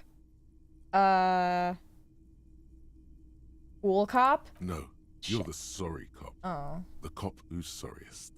Let's make it official then, shall we? That sounds pathetic. Huge lack of enthusiasm going on in here. Yeah, what are the other coppa types? Oh, you know. Apocalypse, Superstellar, the advanced interesting cop, liquid shadow cop. But you're too sorry to say those things. So, here we go? Won't the other capo types be jealous? What? Jealous of the sorry cop? I think they'll be fine. Don't worry. I'm the biggest asshole to myself, aren't I? They'll be super, super fine. It'll be totally okay. You can dual Copo type from sorry to anything. I'm sorry, Optic. You know what? I'm not sorry. I changed my mind. No, you don't. Come on. You'll be back to saying sorry in 2 minutes. Stop wasting time and begin the repentance. No, I'm really not sorry. Fuck off. Wow. Okay. Fuck off. Maybe we were wrong about you then. Yeah, maybe you are wrong about me. Oh, I can talk to Kim. We should think about calling it a day, maybe. The nights are still miserably cold this time of year. Well, yes, it's the 22. Haven't paid the cafeteria manager for damages yet. We should take care of that then. I don't have the money. Let's talk to him anyway. An officer of the RCM shouldn't be sleeping in the street. We'll figure something Oh, out. was my room locked out? This situation frustrating. He is doing his best to not make you feel any worse than you already do. Oh. Yes, because we didn't have the money to pay for our room. Alright, well, it's time to talk to Kim. So, let's go have our little boys chat.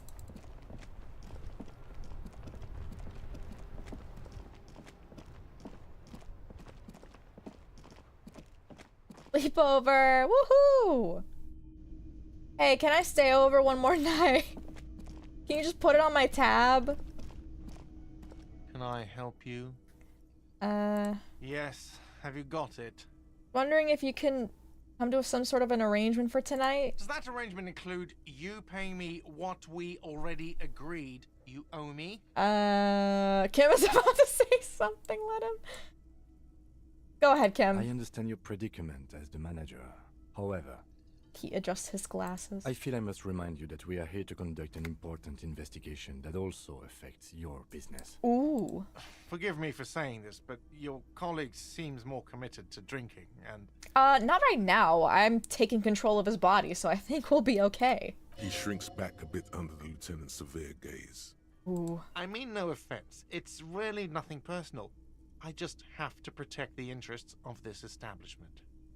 Hold on, I still have my key, you know. Good luck trying to use it. He changed it!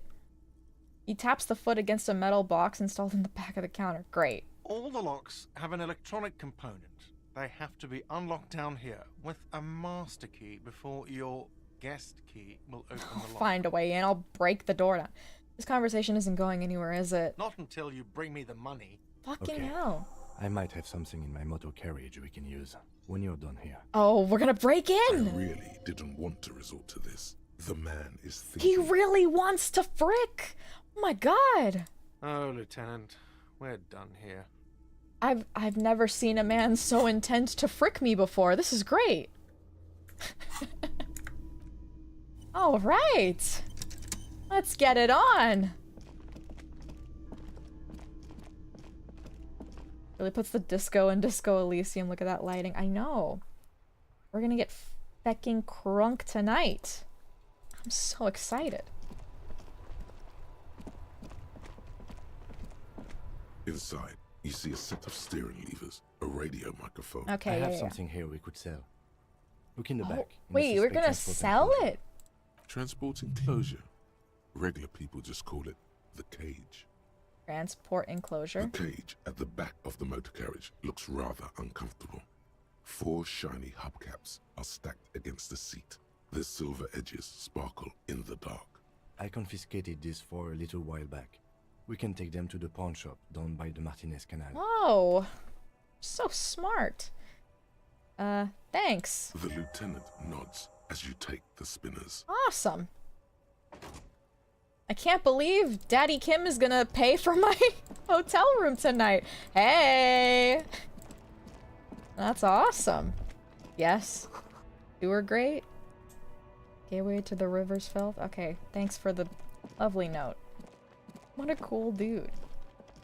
Never seen any man want to frick me, I think. Should have just bought his own room and let you in. I mean, I don't know. Hello, man. hello. Let me know if I... Yes, Let's sell we'd like to something. sell these hubcaps.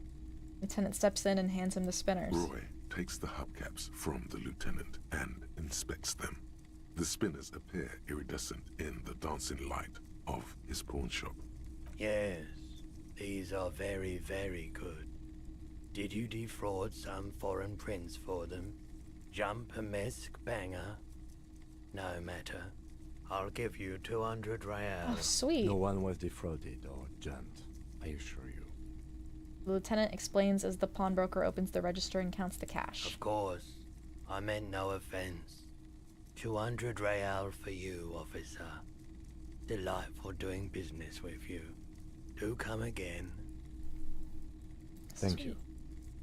He takes the cash and turns Here's to the you. 130 real you need for your bill. Do not waste it.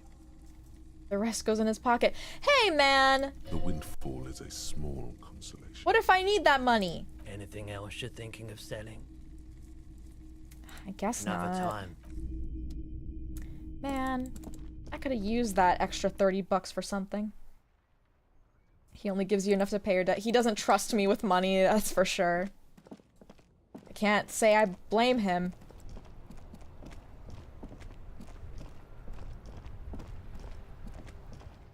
Off to pay my debt. This is exciting. Go buy a bunch of shit and ask for one. That would be terrible. I think I would soft lock my game if I did that. Can I help Or Kim you? would scream at me. Yes. I have your money. Well, Slam the bills down on the counter. Hope you choke on it. Here it is. Sorry for the trouble. great. Thank you, officer. That's all I wanted. Payment for services rendered. If you continue to stay here, I just ask that you please pay your nightly bill in advance starting tomorrow. Okay, thank you. He's not sorry about his behavior for your sake. Now that you have money, he really wants to make sure you're not angry with him. All right. The electronic lock to your room has been disabled till 9 p.m. tomorrow. Okay, got it. Please pay for each night in advance starting tomorrow. 20 real per night. 20 a night. Jesus Christ. I'm gonna have to sleep on the bench a few nights, I swear to God. I'll take a room here too. Oh, he's good. Why can't we just share a room, Kim? Why can't we just share a room? Oh, so is he using that extra 30 to pay for the room? Of course. Always happy to have officers from the RCA. No. Anything else I I can thought do for we you? were gonna share a room together. This makes me so sad. Advanced race theory. Oh, great. We advanced our race theory thoughts. This looks horrifying. Everything is calm in the eye of the race storm. Your mind is lucid and bright. The mind-bending phylogenetics appear more distant and, to be fair, a little ridiculous. The great race mystery has cleared up. All that's left to do is verbalize your thoughts. Go and talk to Measurehead about your newly found insights. Great. Lovely.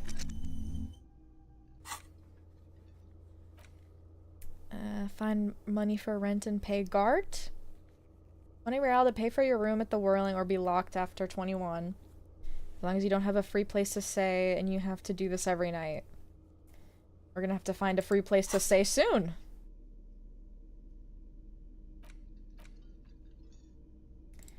Okay. This is physical instrument. Oh, I see. I see. Okay. Just looking. We can level something up, but let's wait. Use that. Kim is too straight for you? That's not true at all. Still have Kim's tools. I wonder if there's any way to know what to use them on. Wonder if you can give them back? I don't want to. I want to use my tools. Or I want to use his tools, I guess. This is the door to the room you redecorated. No, no, no. I don't want to... No, I don't want to say goodnight. No, let me go back. I don't want to say goodnight. I want to talk to him. Just a moment. You had some questions earlier, I believe. And besides, we should Yes. discuss our progress. Thank on you. the- Thank you, Kim. Awesome. The air outside is brisk. The lieutenant is silent for a moment. Oh my god. He listens to the traffic hum. Then, Oh my god. This is such a romantic moment. I can't. I gotta, like, mentally prepare myself. Okay. This is my boyfriend. We're gonna talk to my boyfriend. Where shall we begin? We should talk about the investigation, first and foremost. But I also remember you wanting to discuss the RCM? He lights a cigarette. I can't believe he smokes! His one flaw. I didn't know you smoked. I have a cigarette every night when I go over my notes. It's something of a ritual. Well, you're gonna fill your lungs with black tar. oh man, he looks so devastatingly cool. He looks so hot!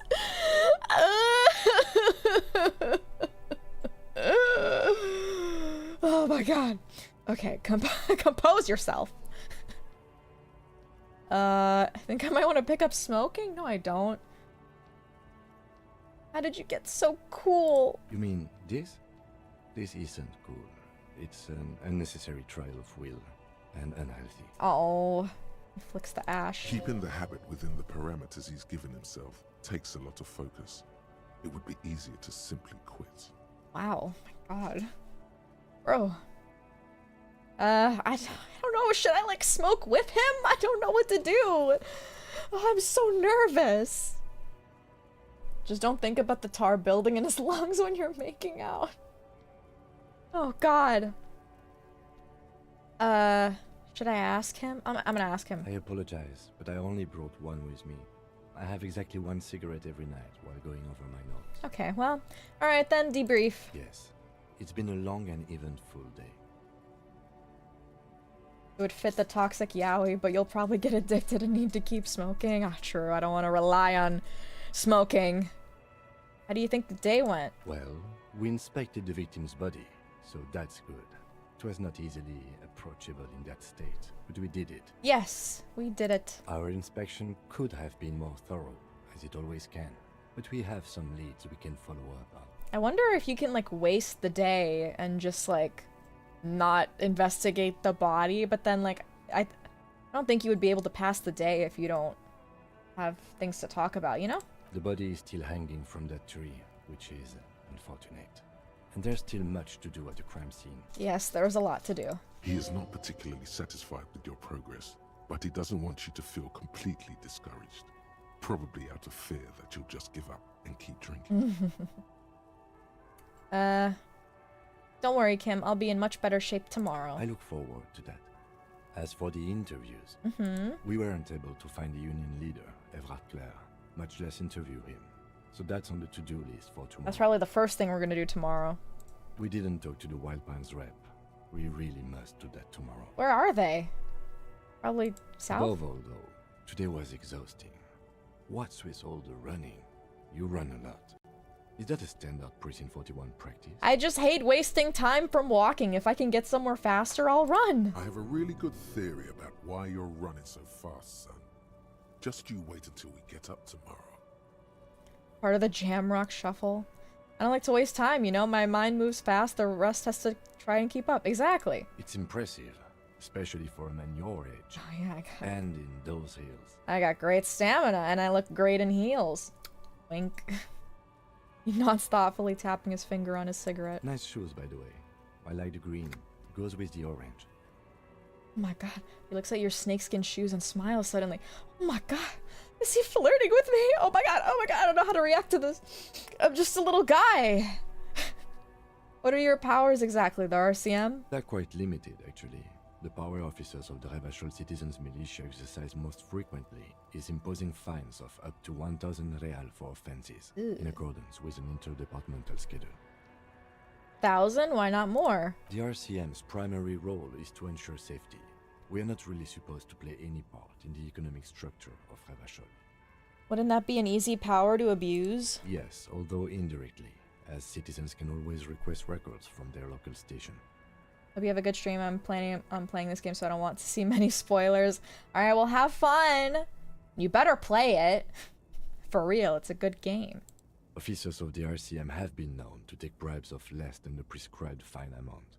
It undermines trust in the RCM. Okay, what else? We can arrest people, of course, but rather than bringing someone in directly, it's preferable to serve a station call slip. It prevents confusion and overcrowding. Wait, so how can you be sure the arrestee will show up? You can't. Those who don't show up become fugitives, though, and have fewer legal rights when they are eventually caught. It's about power projection. Thus far, they seem to mostly show up. When power calls you, you come. But power itself is a fragile trick of perception. I see. And if someone resists? We are permitted to use whatever force we deem necessary, even lethal. Wait, so if I kill someone while on duty? Have you ever killed anyone, Kim? Have you ever killed anyone? Yes. The last time was 4 years ago. Oh my god. He says it matter-of-factly and moves on. Wait, so if I kill someone while on duty... You have to supply compelling evidence for why it was necessary to use lethal force. In these cases, your partner is usually your witness. Not a good position to be in, by the way. Internal Affairs handles these cases thoroughly, by cross-examining you for inconsistencies. It is hard to cover for anyone, which is for the best. Have I killed anyone? That's an improbability. Perhaps even impossibility. Okay, good. Of course you've killed people. It's somewhere down there, melting in all the drink. I don't know if I really want to know. Precinct 41 is known for a higher than average rate of police violence. Oh, that's fantastic. He's not judging you. He's respectfully acknowledging the difficulty of working in your precinct. What happens to the people we convict? We don't convict. We arrest and send them to coalition government courts in Couron and La Delta. The prosecution works off our testimonies and records, which is why it's paramount to keep them. When the power bottom calls you, you commie? Okay. Alright, who makes all these rules? The coalition government, and the moral intern more broadly. The RCM was formed by the coalition government to restore order in the international zone after the revolution. So we did. Now we attempt to maintain that order. No more, no less. His gaze is absently fixed on a window below that just went dark. Or perhaps it is better to say we were allowed to form. It's a point of contention whether the citizens of Revachol or the coalition government founded the RCM. Let's say it was the citizens of Revachol. Be sentimental if you like. Either way, the Moralintern leases us the right to keep the peace in this city, and they will take it away if we misuse it. The Moral Intern? What is it? The Moralist International are the world's largest political organization. You know who they are. They have been running this place after the revolution failed. If I didn't know, how would you describe them? They're a union of center-left and center-right parties across the Real Belt. Our coalition government is just one of its many projects. They also run the ICP, EPIS, most intergovernmental organizations in the world. What did they believe in? What do they believe in? They are Dolorians. They believe they continue the humanist project set forth by Her Innocence Dolores Day 4 centuries ago. Others say they are just technocrats. What's their symbol? Interesting question. It's a blue forget-me-not. Their motto is love, compassion, self-discipline. I think you can gauge what they want you to think of them from that. Something kind and usual. Something ominous.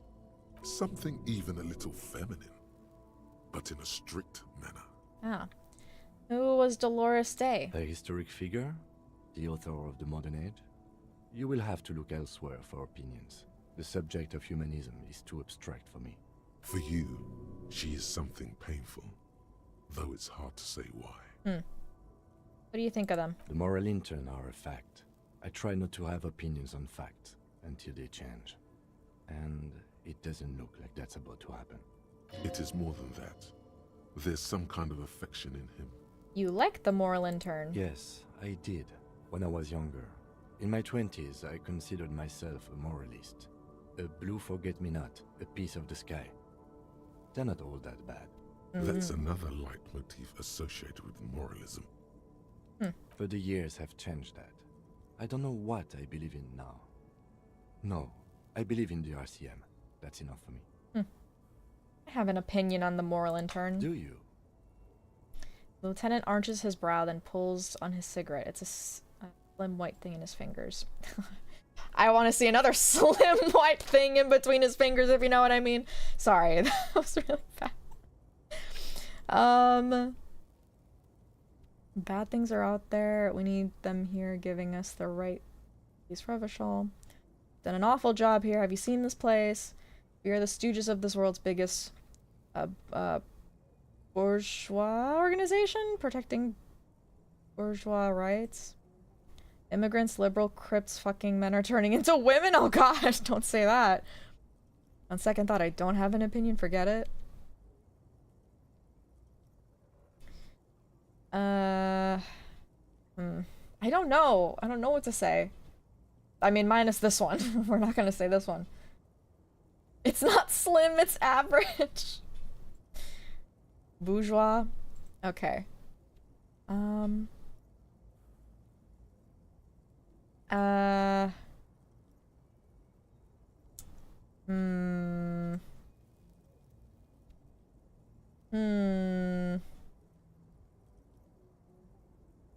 Giving us the right to police Revachol.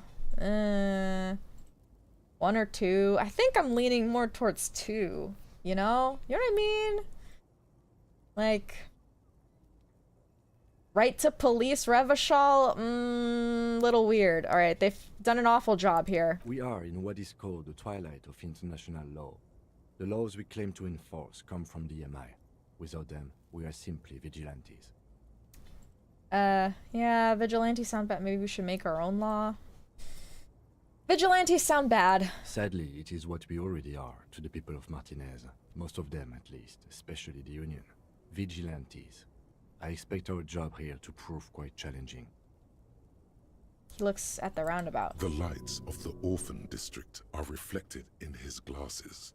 The red and golden orbs of the motorway sliding like pearls on a string from east to west as Revachol commutes back to the suburbs. Tomorrow is Tuesday. Monday is over. My god. 1 day closer to hump day. Say nothing, just look into the night. The dying lights of the city shimmer below. Slowly, like luminous clouds, they pass on his lenses. The lieutenant looks at his slim cigarette, contemplating the next drag. This soldier is the highlight of the day for me, he thinks. This little stick right here. They really don't like us here. And the mouth on that kid, Kuno. It's different in land, in Jamrock and the GRIH. Yeah, fuck Kuno, bro. Why are they like this? It's our fault for leaving this place to the dogs, to the union, to the company. Not daring to come here more often. It's like I told you, this place is an orphan, fallen between the cracks. And in Jamrock and the GRIH? We run this city. West of the river is RCM land. He looks at the dark silhouette of the equestrian monument cutting into the night sky. It's incredibly hard. Human beings are... But we are in control, and it's worth it. The organization works. Our systems work. If they didn't, the city would disintegrate. Night. Captain Bartholomew Price steps into the yard. A piebald horse waits by the motor carriage, chewing oats out of an oat bag. Seagulls fly overhead. The sky is black. Captain Price wears a black suit and a standard patrol coat. As he mounts the horse to head home, rows of houses on either side, hunching over the sidewalks, and Precinct 41 with its dome roof growing distant. Around him, the streets are silent. A kid on the corner waves at the captain as he takes the turn on Petition and Main. The horse neighs. The captain nods back. Thanks, kid, he thinks. He's grateful.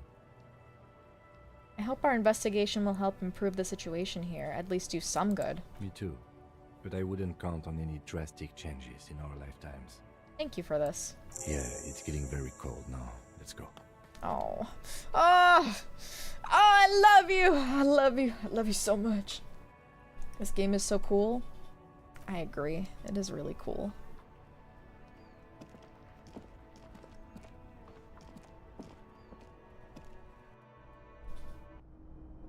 I can warm you up, Kim. Come on, man. Just give me one chance. Give me one shot, please. Okay.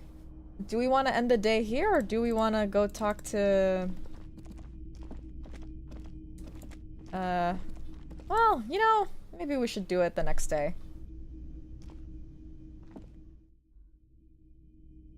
Save the game, and I guess I should make a separate save. Might as well talk to the racist man. I just feel like once we talk to him, we're gonna get access to the area, and I feel like that should be a next day affair, you know what I mean? The stream makes the game extra gay. Alright, let's go in. See you in the morning. Oh, don't leave me! I need you! I need you! Oh, tape. Did we get music? Empty. Okay, it's empty. Shall we talk my necktie down again? This fan has two chain pull switches. One ends in a tiny fan, the other in a light bulb. A truly horrific necktie has somehow attached itself to one of the blades. Or has it been consigned there? We can try again.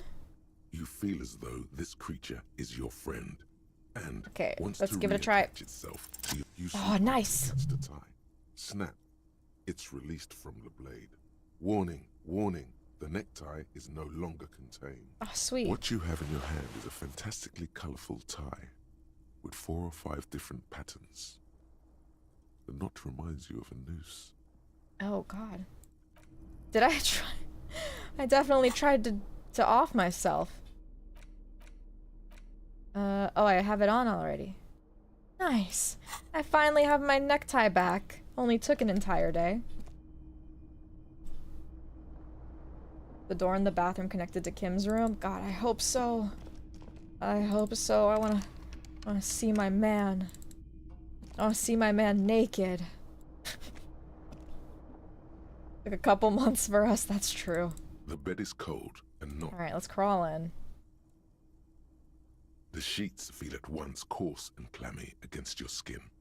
The bed sags beneath your weight as you stretch out and finally close your eyes. And then sleep. Woohoo! And then sleep doesn't come. What? But I want to sleep. Obviously, you're in bed with your eyes closed, but it's not happening. But I'm tired. Maybe it's the bed's fault. Check the pillow. Its synthetic filling has separated into hard lumps. The pillowcase smells oddly. Check the blanket. It barely covers your toes, stretching over your soft belly. This is your body here, intimate and warm, breathing. Under your thrumming eyelids, you see a dizzying array of colors. You won't get off this carousel quite so easily. Roll over to the other side. It's a little better. Colors, scenes, and half-formed phrases still litter your mind. Part of you is still trying to solve the case, isn't it? Long fella fart smella. You guys ever sleep on the opposite side of the bed? Like how? Like from where you usually sleep? Sometimes? Not very often, though. Who killed him? Who? Something to do with... What was it that the lieutenant said? Union? And it's gone again. Your thoughts lost between the slowing brain waves. Like flipped head to foot? No. I feel like I wouldn't be able to sleep properly if I did. I don't know, just something about the correct orientation of sleeping in the bed. Yoon sleeps on the big spoon side of the bed. That is true. Alright, no more thoughts. Fall asleep now. Your breathing steadies. A great silence washes over you until your eyelids twitch in your sleep and images start forming. I do sometimes. I guess it's just just need a change sometimes. Interesting. Am I dreaming? I'm totally dreaming. I should go see the dead man. Turn me on, dead man. Oh, disco! Uh-oh. That's me. That's totally me. Assume Bunny sleeps on your tummy like a cat. Ay, ay, ay. Do you remember the scent of your childhood? Is that what I sound like? Oh, God. I was born in a hospital where people usually go to die? What is this? What it says on the can, Harry. Answer the question. My name is Harry. Great. I remember nothing. Do you remember your wife's hand on your face? I don't have a wife. I have a husband. His name is Kim Kitsuragi. Tell me what this is. I'm not answering you before you tell me. You said who? Do you remember the warmth of her thighs? Between her legs and in her mouth?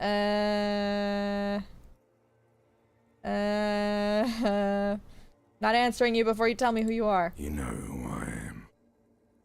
I'm the bad day. The one where you ask her, and then later in the streets, wandering. It's the worst day of all time, Harry dear. And it's coming. She will hear about it on the phone. Reality will turn into a grotesque nightmare. This will be the last thing you did to her. Tell me, do you remember the love of your life? I was left. That's right, funky baby. And you just stood there. One hand on the bottle and the other on your dick. Watching her go. Let it all be dragged away from you. Tell me, where are your friends? Human beings have friends, Harry boy. Where the hell are yours? I can get it all back. No, it's gone. 3 times gone and never coming back. You failed. You failed me. You failed Elysium. What is Elysium? Everything. The pale and the Islas. On the surface. The outer magnetosphere. Burning, furious truth. 8,000 years of written history. You really dropped the ball, Harry. 4.6 billion people. And you failed every single one of them. You really fucked up. I've talked to you before. No, Harry. You were just talking to yourself. That's all you ever do. Even in your dreams. And the actor's wearing thin. The spots of the disco ball fade around you. You'll be back in those cold snakeskins in no time. Sweating up the bed. Stinky boy. Stinky boy. I can come back from this. You're not coming back from shit. Thrashing around in that high conductivity state of yours. Bumping into things and acting like a clown. Who are you kidding? I'm trying to solve this case. You're trying to what? I can't hear you. This is just a word dream now. Jumbled up garbage. The pictures are gone. The bed rises to meet you. A thin, sleep-like state. More glass than velvet. Grinding in your head. So something is wrong. Sleep shouldn't be this bad, this dry, this unnourishing. There's something wrong with your thoughts. Some kind of new type of hangover. There's another type. Oh yes, party boy, and it's worse than the one before. Just think of the shit you saw. Here it comes too. So soon already. A silent alarm goes off in your head like clockwork. Barely let you sleep at all. Time to get those clothes on, Harry. Time to go to work in the shit factory. Great. What a great dream we had. Oh, I feel like shit. But I'm healed now, which is great. Can I get up? I'm getting up. Good going, buddy. What the hell was that? Oh, just a dream. You have ones like that all the time. You feel even worse this morning than you did last night. What the hell is going on with me? You mean, why are you so tired? Too tired and down to even think? It is worrying, isn't it? You can't be a detective like this. Detectives need to be able to think. No, that's not it, really. I feel super good. Why is this happening? It's just that your heart has finally pumped all the speed out of your system, Buster. Time to get some more. I don't want any more. Don't do that. Stay strong. The hangover will wear off. You don't need to keep doing this to yourself. I'm not gonna look for speed. Are you sure? Yes. Ready to live as this pathetic shell of yourself for days? Basically, a week. Let's be honest, 2 weeks. Maybe 3. You won't make it. Half the town will be dead by then. You will be fired.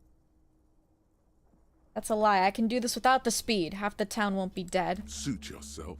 Slow, sad shell man. See how you do without your spark. I can make my own spark. I searched for my spark and I found it. Now everybody in the crowd start bouncing. All right. Oh, Kim, is this your room? No? The door is closed. Nope. Wait, now I can bang on the wall without worry that Kim was gonna yell at me. The door is closed. Still, you should punch a fucking hole. Punch the You door. slam your fist into the vinyl. It does not produce a hole. The door sits sturdily in the frame, and your fist hurts. This was all a very good, normal thing to do. Still, you should punch a Do I fucking yell? That felt good. Everyone is a whore. Don't Oh, You great. hear them. Okay, that does nothing, basically. Fantastic. Where's my cam? I can't go on without my cam. There's a new spark in my life, and he's very handsome. He is very handsome. It heals you, funnily enough. No, it just, like, didn't, like, didn't hurt me. Oh my god, it's open now. Oh, there he is. There's my man. I would love nothing more than to talk with my man. Good morning. Oh, thank you. Morning. No, that wasn't... Okay. Looks like we can get to work at once. The union muscle turned up. They look rowdy. We should talk to them. Yes. Are these the men Gart told us about I yesterday? completely forgot. Sorry, I had a rough night's sleep. It's them by the looks of it. Loud and nasty, just like the manager said. Don't worry, we had a terrible dream too. One loose thread less to worry about.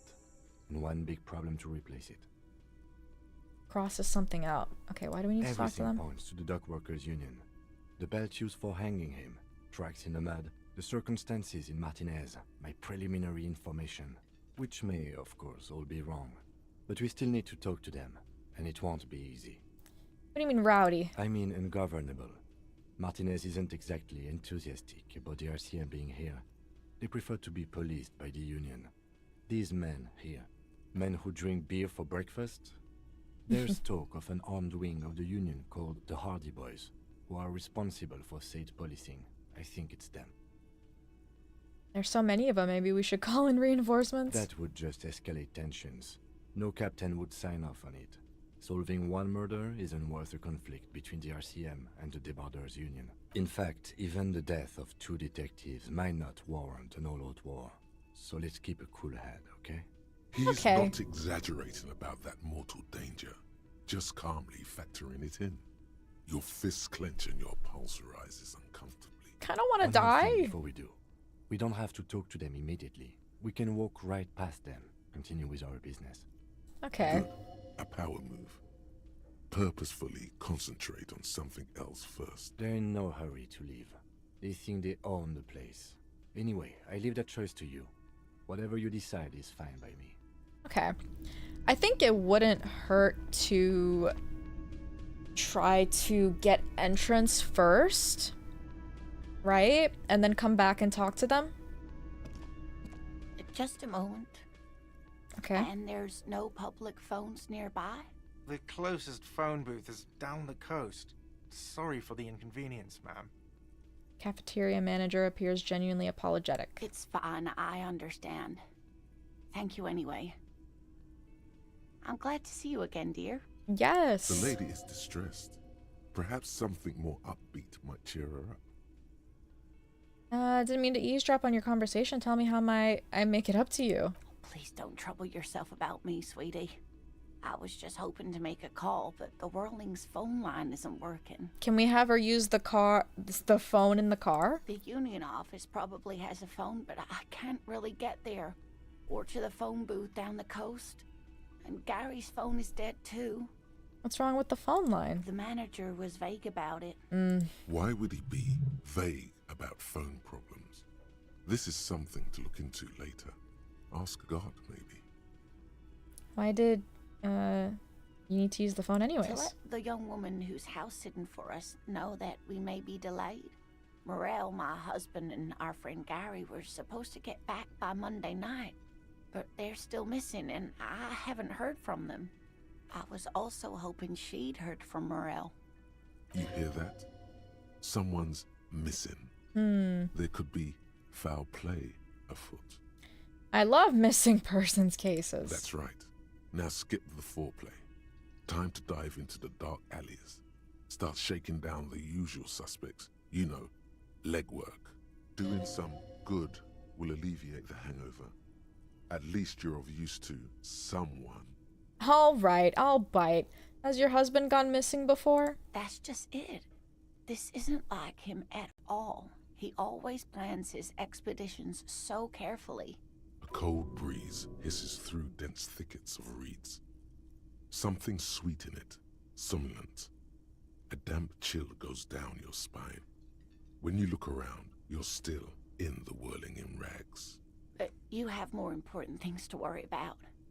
She glances at the window towards the bay. What's this expedition your husband was on? Just some field work, sweetie. Morel is a highly trained scientist. He and his assistant Gary are studying an extremely rare species of insect. But they should have returned by now. They were just going down the coast across the waterlock to set a few traps.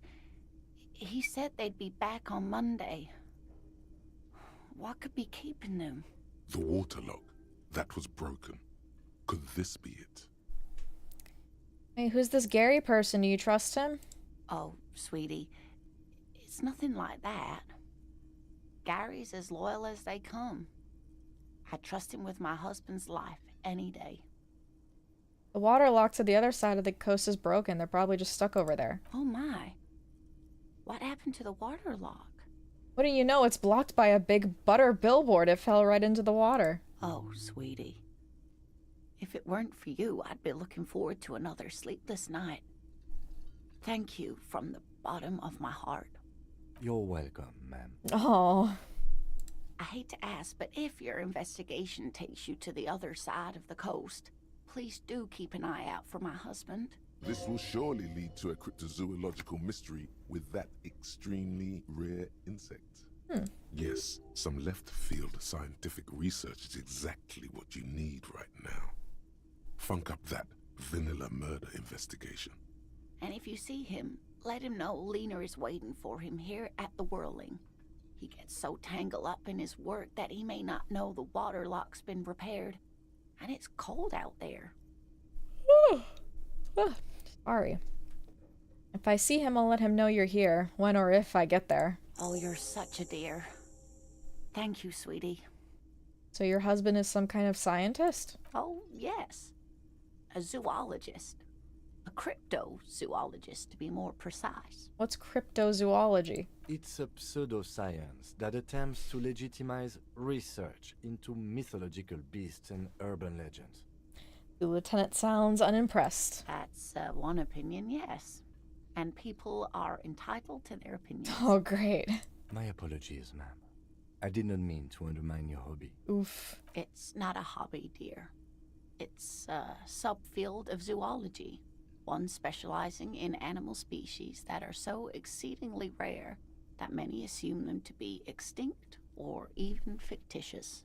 All right, lady. Searching for such species called cryptids is difficult and often thankless. And frankly, many scientists are too lazy to do it. Universities these days are rarely interested in supporting real research. Kim is about to fight this old lady. Bigfoot is a cryptid. Bigfoot destroyed my shed. Fuck that guy. She's completely internalized her husband's struggles. They are her own. Let's give this a shot. Maybe you could convince her to tell you about some cool cryptids. You're an enthusiastic idiot, but you're still an idiot. I don't know everything about cryptids. Living cryptids, extinct cryptids, marine cryptids, land cryptids. Bring it on. We don't have time for Cryptozoology 101. God damn it. Let's get back to work, shall we? Alright, fine. Oh wait, there's still stuff to ask her. Dear. Tell me more about morale. Oh dear. I'm not sure where to begin. What does your husband look like? Well, his expression is slightly grumpy, but his eyes are always bright and curious, like a small boy's. And his palms are quite coarse from all the field work, but he's quite gentle. It's always a challenge to describe the person you know best in the world. If I were to meet him on the street, what would I look for? Oh, well, he's a bit shorter than you, but with a larger frame. And he has longish white hair, usually a bit uncombed. You might say wild, even. Okay. The lieutenant pulls out his notebook and begins jotting down the woman's description. Thank you, because I would forget immediately. One other thing, he'll likely have all kinds of field gear on him, even if he's not out in the reeds, you know, just in case. What, like a gun or what? How long have you been married? We'll be celebrating our 16th anniversary this autumn. Not the most numerically satisfying anniversary, but I like the less obvious milestones even more somehow. How did the two of you meet? Via dating agency, I'm ashamed to say. I was looking to get back into the scene after recovering from my accident, and he'd just divorced. We hit it off, and, well, here we are. She's skipping over some important parts. Perhaps you'll find out more later. I think I have all the information I need. Let's move on. I hope I've been useful. Tell me more about this rare insect your husband is looking for. Oh, sweetie, it's fascinating. But I shouldn't bore you with entomological minutiae. The lieutenant gives you a sideways glance. No, I want to hear more about insects. Well, it's a phasmid, technically, but... Oh, yeah. Here comes the interesting. Where other phasmids imitate sticks or leaves, this one's a living reed. It disguises itself among the reeds here on the Insulindian coast. Hence its name, the Insulindian phasmid. Perhaps you'll end up co-discovering the phasmid with us, officers. She looks you in the eye and nods thoughtfully. There's a touch of awe in the way she enunciated the creature's name. I knew it. We're gonna be chasing made-up insects with cryptozoologists. Oh my god, don't say that out loud. It's not made up, officer. I can assure you. Why is he so sassy in front of her? Like he's not even whispering it in my ear. There's a hint of defensiveness to her retort, but also confidence. She seems to sit up a little straighter in her chair. Oh my god, they're gonna square up. Kim's gonna fight a woman in a wheelchair. It's simply elusive, so much so that most establishment zoologists doubt it exists at all. What makes you think the phasmid is around here? Well, some teenagers making out in the reeds saw one. They didn't know what it was, of course, but there was a brief article in a local newspaper about their encounter with a ghost insect that looks like the reeds. Gary sent us the clipping. So, this is from two teenagers who are not great sources of information, and they didn't have any pictures of it, and they told, or the newspaper wrote an article about it. Yeah, great stuff. Interesting. Maybe the phasmid made the teenagers make out. That would be something. Ain't nothing stopping Hot Wheels over there. Oh my god. My goodness. More upset about the cryptids than the racist guy. I mean, I think he deals with racists all the time, but, you know. Phasmid pheromones are crazy, to be fair. Maybe the phasmids made them make out. I doubt it. It's not like teenagers need much encouragement in that regard. So a newspaper clipping is all the evidence you have? Of course, most phasmid sightings turn out to be false alarms, but their description matched the Insulindian phasmid perfectly, and they didn't even know what they were looking at. So, is it dangerous? Not at all. Why else would it hide itself so carefully? Is it valuable? Oh, I doubt it. No one gets into cryptozoology for the money, sweetie. Does it have cool powers? Yes. It can blend in almost perfectly among the reeds. It's how it stayed hidden all these years. Centuries, even. Oh no, the phasmid is making me want to make out with you, Kim. Oh no, it's real. Okay, what's so special about the stick bug then? Oh dear. I'm afraid I'm not explaining this very well. It is very special. Woman's face flushes with embarrassment. She got stick bugged. Morel can explain it all much better. I wish you could hear him describe it.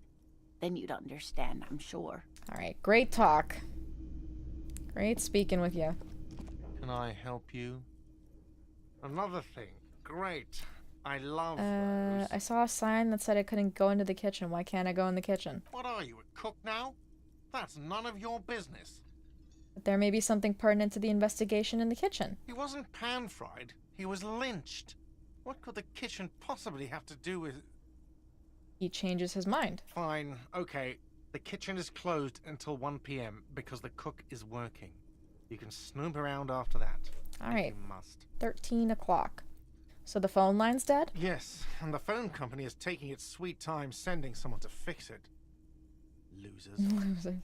That's pretty strange. It's not strange, it's inconvenient. Is it true that there was foul play? Who told you that? Lena. Fine, yeah. It looked like someone had messed with the wiring. It was shortly after the hanging, but I don't know if it's at all related. Plenty of assholes around here who aren't murderers. What if they messed around with it because they didn't want anybody to call the cops? If you do find out who cut the line, though, let me know so I can forward them the repair bill. Yes? Okay. Awesome. Make a quick save.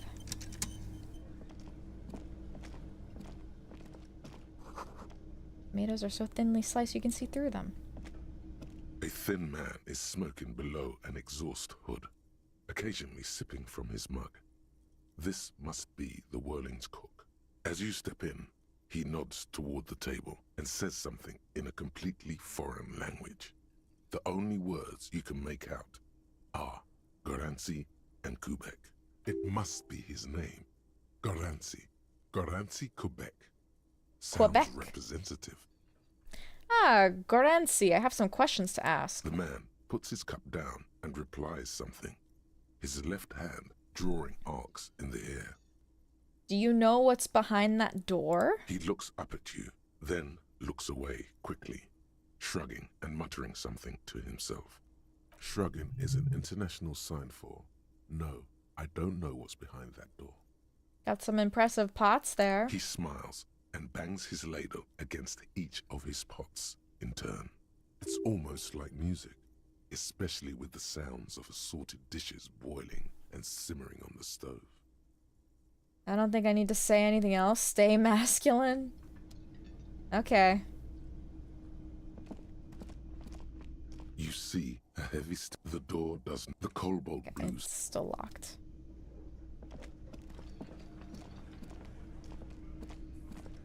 Maybe we can give her a chat. Let me handle this. The woman says to the crowd in the mess hall before turning to you. Detective disorientated. Are you still wondering where you are? This is Martinez, in case you've forgotten. Sorry. I advise you not to overstay your welcome. Want to know more about the place before I check it out? That's normal. Yes, extremely normal. I'm not a gardener, by the way. I'm a legal counselor for the Dock Workers Union. Bro. So let's get to it. You're looking for Titus Hardy? You think he has information that will help you? Maybe he does. Keep up what you're doing, June. Stay gay. Oh, I'll never change. I'll never be straight. That's Titus. Talk to him. But know this. I'll be keeping an eye on you. No strong arming. Nothing official. The District of Martinez does not recognize your authority to make arrests. It doesn't matter if you recognize our authority. We will make an arrest if we have to. Damn, Kim. She says nothing. Her glare speaks for her. What's your role in all of this? Like I already told you, I'm a legal counselor. Do you have hearing problems?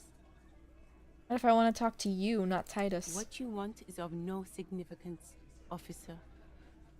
Don't test your authority. In Martinez, you are no one.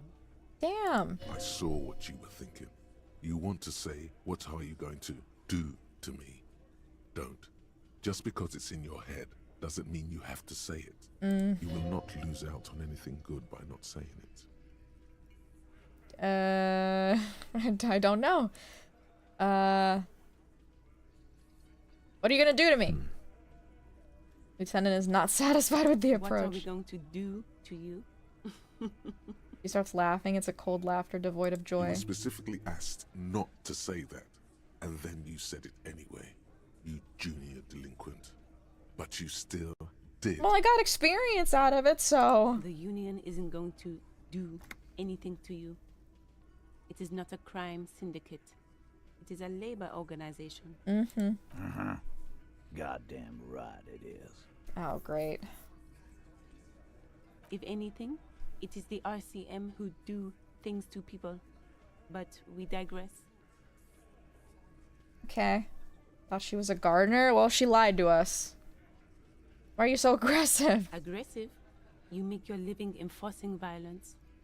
These people are just dock workers. So you were spying on us, and now you represent murder suspects. Just dock workers. Oh my god. Listen, you moral intern lackeys. You're a mob, enforcing the unlawful privatization of Revachol. 20 fat men in the Occident are stealing it all, and you're their bodyguards. Fuck yeah. All broad-shouldered man takes a sip of his beer. So ask what you came to ask, or get back to your commanders. Oh my god, I need to sneeze. Hold on. Channel! Dang it. I tried to channel my sneeze.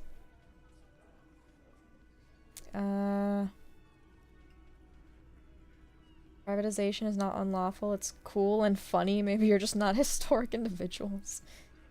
I like that. Good start. Let's take it a step further. Armed uprising. What are the union's plans? Oh my god.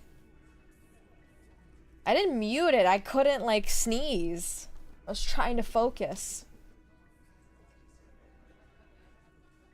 I have to rub my face. My face is oily. God, I don't know what to say. Like, none of these options are great.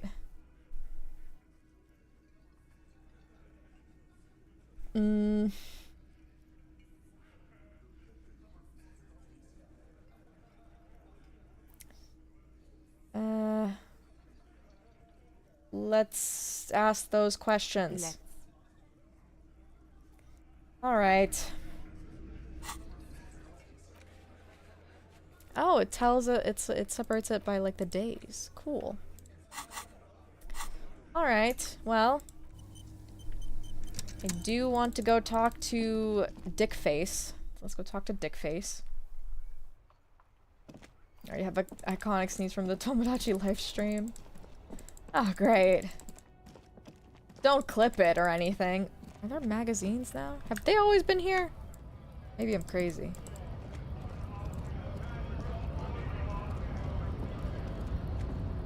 Let's go have a chat.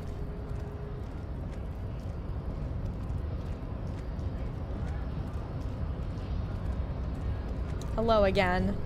The unpromising race pupil returns. Think I know what the race enigma is. And Oh jeez, it's shit. Let me into the fucking harbor. Oh, okay, we have to be clever about this. Paradoxically, you plan to supersede the Occidentals with their own race theory. This racecraft is what rich people want us to do while they get all the money. Just something you shock people with, liberal and progressive people. Whatever you want it to be, it's a free association language exercise. I don't know about the rest, but it's clear I should stop drinking the ancient and poison. All cool. This dump is ready to be superseded by the Aeropagite state. I can serve as a clerk in your administration. Maybe you need a cop. I think that's the option that's gonna get us through. I think that's what he wants to hear.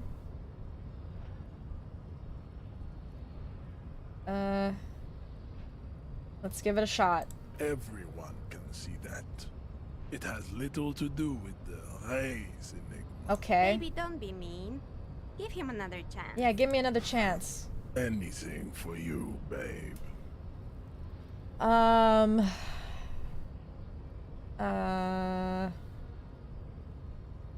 It's not that. It's not 1. It's not 2. It's not 3. It's not 4. I don't think it's 5 either. Maybe 6. Okay, perfect. The Revacholian degenerate shows signs of racial self-reflection. How did you accomplish this little feat? It's always been 100% clear to me that the answer to race enigma is I should stop drinking. I imagined a woman laughing at me beneath her pity, terrible and beautiful. I imagined the picnic face of the desert pygmy laughing at me, crooked teeth grinning. I think that's what he wants to hear. It sounds terrible, but So it would seem. we have to play along. Fool. I find myself at a crossroads. On one hand, this pathetic self-therapy has little to do with the great mystery of living organisms, the race enigma. And, of course, you will not be able to free yourself from the yoke of rule. It is too late. It may be lethal to stop at this point, but still. He pauses in heroic doubt. The willpower fires up, directing you to speak. If the Revacholian degenerate is capable of critical thought, he may still prove a race adversary. Why should I help my adversary? He looks at the red button, seeking counsel from his own ideals. Jean, baby. Do the heroic thing.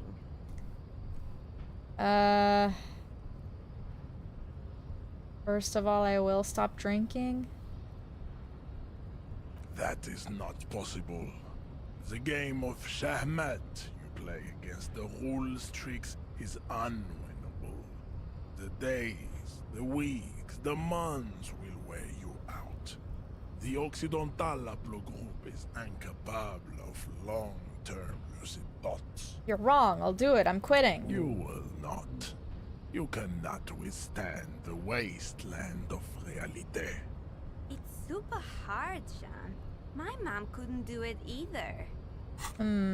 Wasteland of reality? It's been brought to your attention that you're an alcoholic. That is a sickness and it's killing you. Crawling on your knees. Alright. I'll forget the thought for 1 point. Might be lost forever. Okay, fun. Are you doing anything? Open the doors. Very well. Oh, thank God. You may enter once. Our conversation here has concluded. Well done. Let's go. Yes, finally.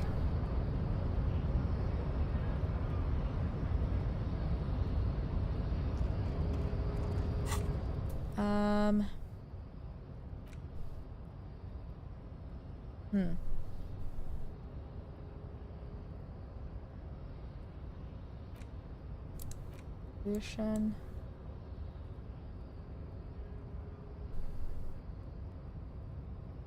I wonder, like, how we can unlock. Oh, we can use the skill point to unlock.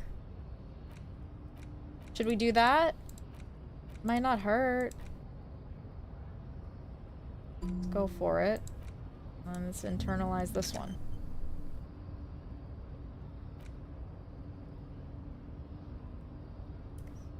Okay, research time 20 hours. It's gonna take the whole day. I don't know if we want race theory on the team. My fear is that if I forget it, that it might lock us out of other things. So for now, I'll hold on to it. But if I notice that it's making us crazy, I will forget it. I will forget about it.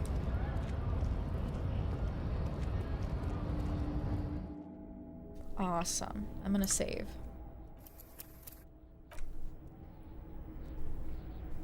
Alright, what else can we interact with? Probably need to talk to this guy again. Yeah, unfortunately.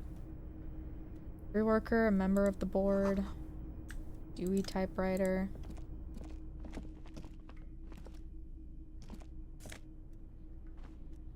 Yeah, another postcard. Someone let the coffee machine on. What's in here? Neat office shades. Can I put them on? Most certainly can. Nice.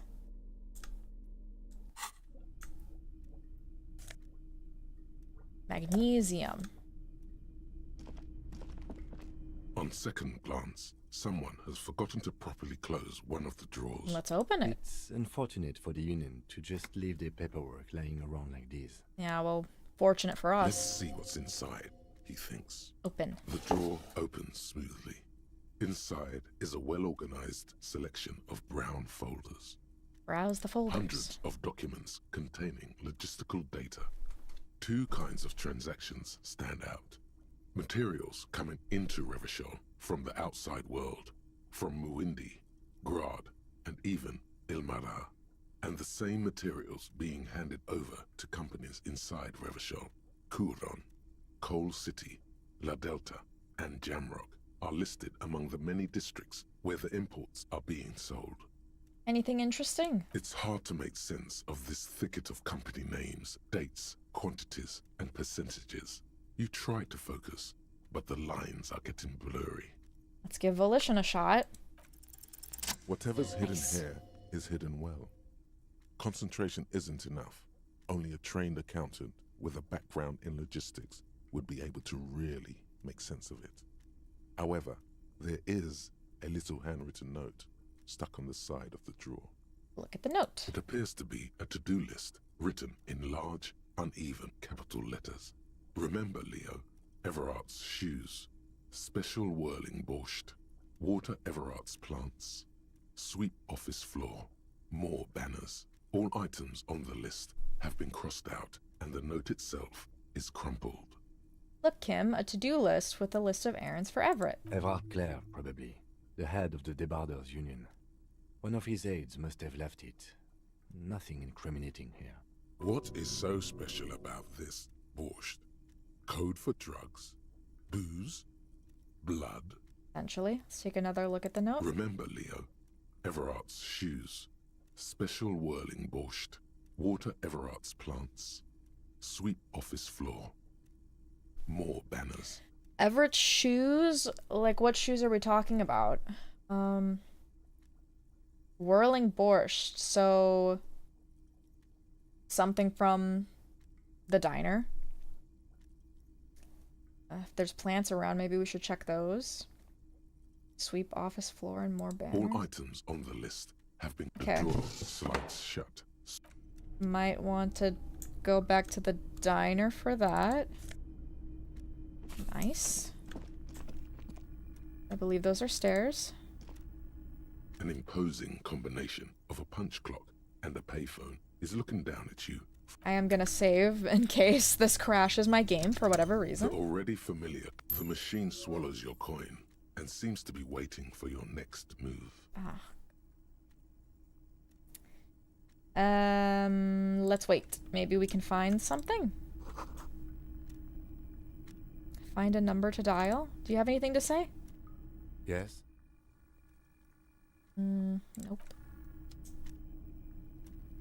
Let's try upstairs. That's the coat!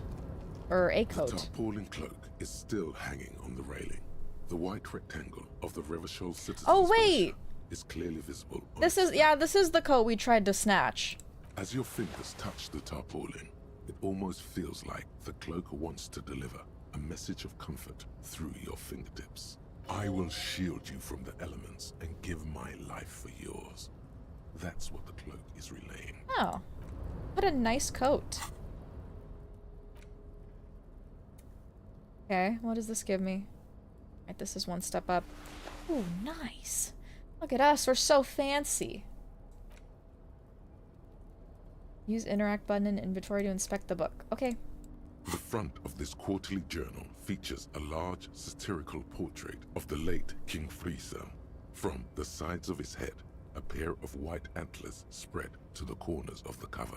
Why antlers? Because white antlers are one of the symbols of communism. They represent a society in accord with the natural world and at the same time above it. A shameful way to treat a former king. Even one as underwhelming as Friesel. Why Friesel? Because Friesel was incompetent, foolish, and cruel. In short, the embodiment of everything the communards wished to overthrow. It's satire, you see. Flip through the pages, see what catches your eye. To your disappointment, there aren't any full-color pictures to direct your attention. Just column after column of closely set text, interrupted occasionally by little doodles in black and white. Great, I'm bored by reading too. After rifling the pages with your thumb several times, you return to the table of contents. The magazine is divided into several sections: international developments, Kunst und Kultur, and local concerns. Just inside the cover, there's also an editor's note. Read the editor's note. Comrade, as you know, this journal takes its name from Mazov's immortal expression, Du cristal a la fumée. This was his way of describing the way the rigid, crystalline structures of capitalist ideology turn to smoke under communism. But, like the structures of capitalist ideology, we too are at risk of going a la fumée. Unlike many publications which are content to spoon-feed their readers reassuring drivel, La Fumée is committed to telling the radical truth, even when that truth may drive away potential subscribers. So please, if you value our radical Mazovian perspective on contemporary politics, culture, and international affairs, please consider subscribing today. Yours in struggle, the editors. Kim, I think this is a communist magazine. What do you expect? It was laying around the office of the Debarders Union. They're probably bankrolling the thing. You flip back to the front of the magazine.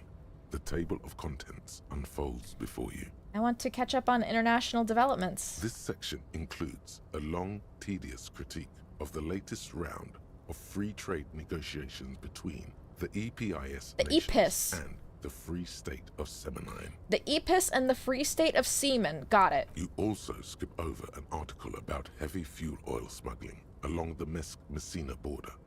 Something about bear wrestling in Samara. Book riots in Yugograd. Face it, you really aren't interested in foreign affairs. You're not even sure where most of these countries are. You flip back to the front of the magazine.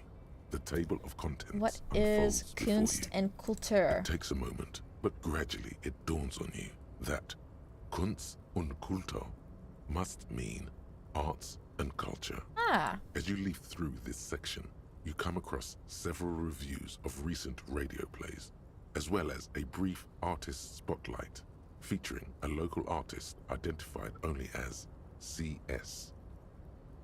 June can only pay attention to politics if it involves sexual The main terms. feature, Exactly. though, is a long essay titled Tip Top Tournée, a critical Mazovian perspective. Read the profile of CS. This so-called artist spotlight is really just a brief Q&A, made all the briefer by the subject's evident hostility to her interviewer. Just a moment. What is this tip-top tourney? The actual article is surprisingly light on details, but after skimming a page or two, you gather that it has something to do with motor carriage racing. If you don't follow it, you only ever hear about the ludicrous sponsorships and obscene death toll. You'd love Anthony Weiner? Oh, great.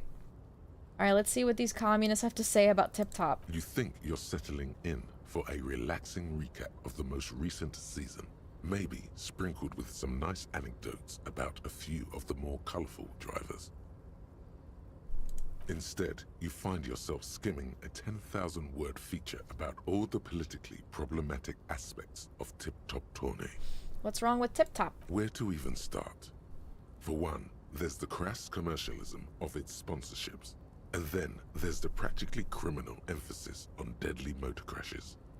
Who wrote this stuff? Oddly enough, this article has two bylines: Nasteb Encolada Bernal and Exilus Buka. There's no way those are real names. Why aren't they real names? Have you ever met anyone named Exilus?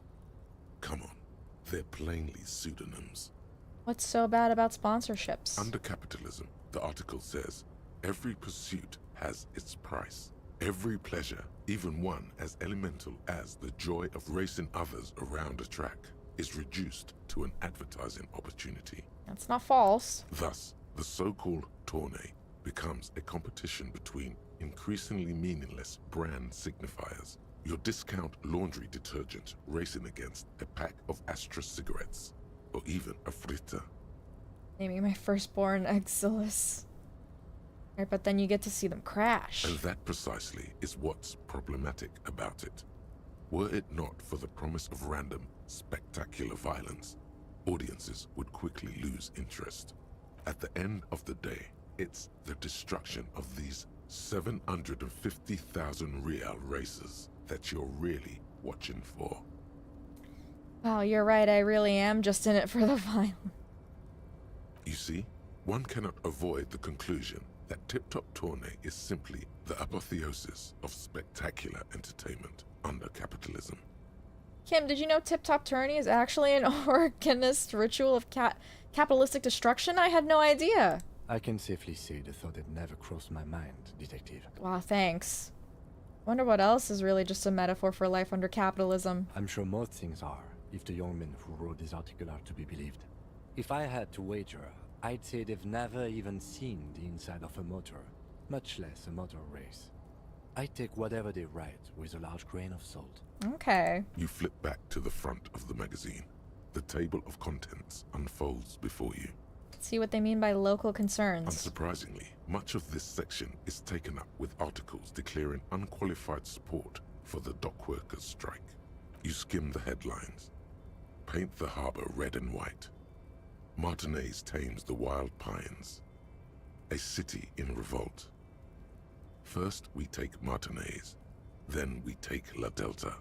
Finally, there's a brief article by the writer, G. Martin, accusing the owner of the Capeside Apartments of illegally attempting to evict certain communist tenants simply for not having paid their rent. Damn, communists should have killed a lot of them when they had the chance. Jesus Christ. Or for the wild pines, all those moochers would be out of a job. Charging rent just to live somewhere is pretty outrageous. Wouldn't it be better for everyone if labor and capital could reach some reasonable accommodation? Why should I care? This doesn't have anything to do with me.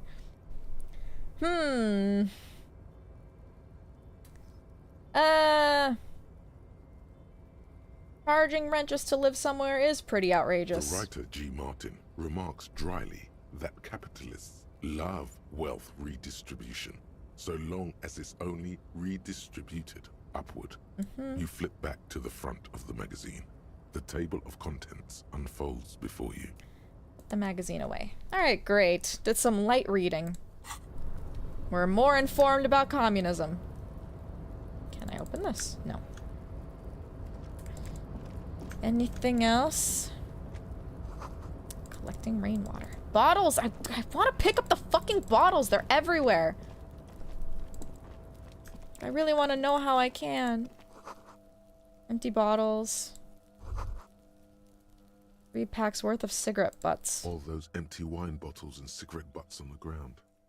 Someone partied really, really hard here. Did I do it? Well, yes, I think we can say with relative confidence that it was. Oh, great. This is really sad. I must have been miserable. Yes, this scene isn't exactly ripping with joy. Let's just move on. Oh, great. Lovely. First Harry became a racist theorist, now he's becoming a communist. He really can't make up his mind. This is the night watchman's booth. The name on the door reads, René Arnaud. I'm gonna take a quick look inside. If you must. But please hurry. We are pretty easy to spot up here. Nothing incriminating catches your eye. The cabinets are clean and their sparse contents meticulously organized. There's a framed photograph on the table. Take the picture. It's a black and white photo of a young couple out in a street fair. The man is young, dark-skinned, and dressed in a Royal Carabinieri uniform. The girl is smiling playfully at the camera. Why did you take that? Well, it could be evidence. I don't know. Something about this man piques my interest. I think it could be a side thing. Fine. But let's move. I don't want to be seen snooping around here. Anything can be evidence if you blink hard enough. Is there anything else with this? This is the night watchman. Okay, nothing. I don't think there's anything else that we can interact with here. Oh, what's this? Take a look. Just stole someone's personal photo. Hey, it might be evidence. You never know.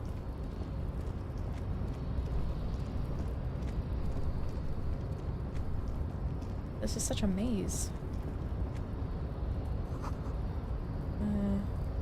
Alston.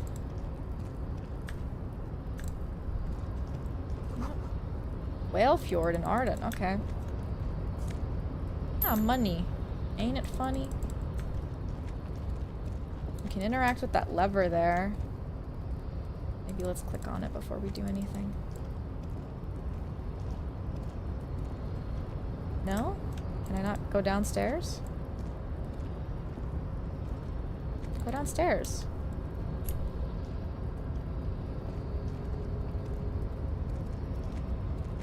A rusting control panel with several knobs. 2 buttons marked Marche and Arrête are faded with use. It seems to control the large crane above. A container is attached to its hook block. Marche. On. Arrête. Off. Press marsh? With a loud grind, the crane shifts overhead, moving a massive metal container through the air. Okay. Okay. Oh, it's moving it down.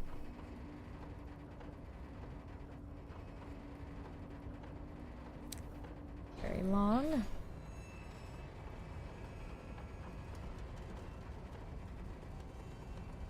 Okay. And with a surprisingly quiet thunk, the crane places the container down. This crane was built with a purpose, which has now been fulfilled. To move this container. What's inside the container? Who can say? All you know is, it's special. I can't see how that was worth the records, except for seeing the crane in action, which I admit was satisfying. Press Arrête? The crane does not return to its original position. It does not move at all. Okay. Well, can we access it? Before you stands a cargo container, just one of many in the yard. Let me save first. Before you... You do? Because I don't. Why not? There are a million containers here. Why are you fixating on this one? Maybe there's contraband in there? There may very well be, but we are not here to look for that. Why not? We are not here to interact with containers. We are here to get the body done. Open the door. Attempt to turn the handle, to no avail. The doors seem to be mechanically locked. Oh. To your left, the lieutenant considers your actions with some puzzlement. Knock? No reply.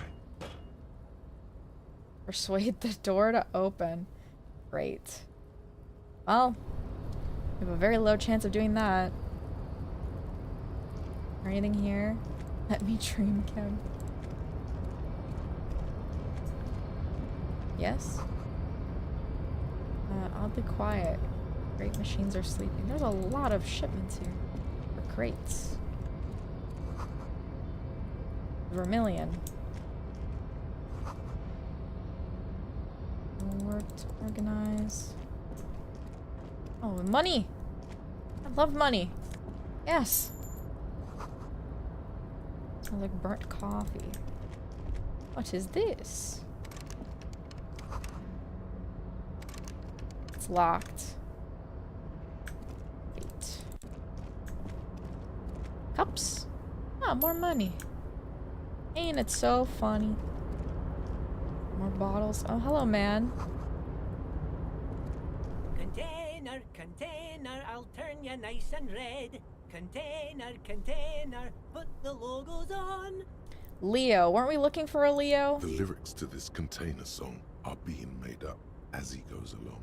The accent is so thick, it's impossible not to notice he's Ubi, from the vanishing peninsula of Ubisunt on Muindi. Container, container, used to be Wild Pines. Container, container, now belongs to Everard. The tiny man is so engaged in his work he doesn't notice you. Hi. Everard, Everard, Everard, he looks after everyone. Huh? Well, hey there. How can I help you, mister? The look in his deep blue eyes is as sincere as you've ever seen. Kind of makes you feel like an arsehole for no apparent reason. Was Leo's list we found yet? I think so. I see you are not a union man, mister. Did you get lost? You're not one of them scabs, are you? Shadow passes over his face. What is with you people and scabs? Actually, I am, yes. I mean, I don't personally mind. Folks is just folks, you know, and folks gotta eat. Doesn't seem to be waiting for you to answer. Just some of the other guys don't look too kindly on the scabbing kind, if you know what I mean, mister. You're Ubi, right? Oh, yes. Born and raised in Irish, mister. Mum had to leave my dad after he got a bit violent. Oof. Took us here to the new world. I was about 10 then. Too old to lose my accent then. People say us Ubis are up to all sorts of trouble with sheep and other animals and whatnot. I just want you to know there was never any of that where I come from. No, sir. Those are just nasty rumors. What the hell? Thank you for clarifying that, sir. What are you doing with the containers? Oh, I'm just making some covers for them containers here. Yes, I am. Yes, I am. So it's easier for the crane operators to spot them.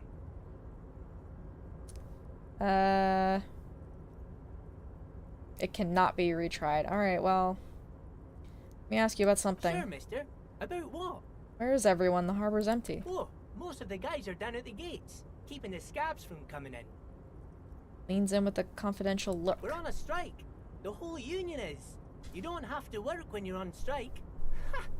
We haven't worked for 2 months now. So no one is working? Not everyone is down there, of course. Mr. Evrard is in his office, where he always is. And Jean-Luc is guarding the gate. He pauses to think. But Titus and his boys got into some drunken trouble and Evrard sent them on a nice vacation. For a week or so. He stops but seems eager to tell more. What kind of trouble did this Titus and his friends get into? Oh, I'm not really supposed to talk about that. That's union business. What if I say pretty please? Him and his boys stirred up something in town. Probably drank too much and got into a fight or something. I heard Mr. Everett telling him to take some time off. Don't go all bad cop on this simple, friendly fellow. What did they actually do? I guess the boys got a bit too rowdy and had to let out some steam. I don't really know the details. That's just how boys are, you know. I haven't been in a fight since I was in middle school. Easy, Leo. Let's keep this on the hearties. He looks to you for assistance.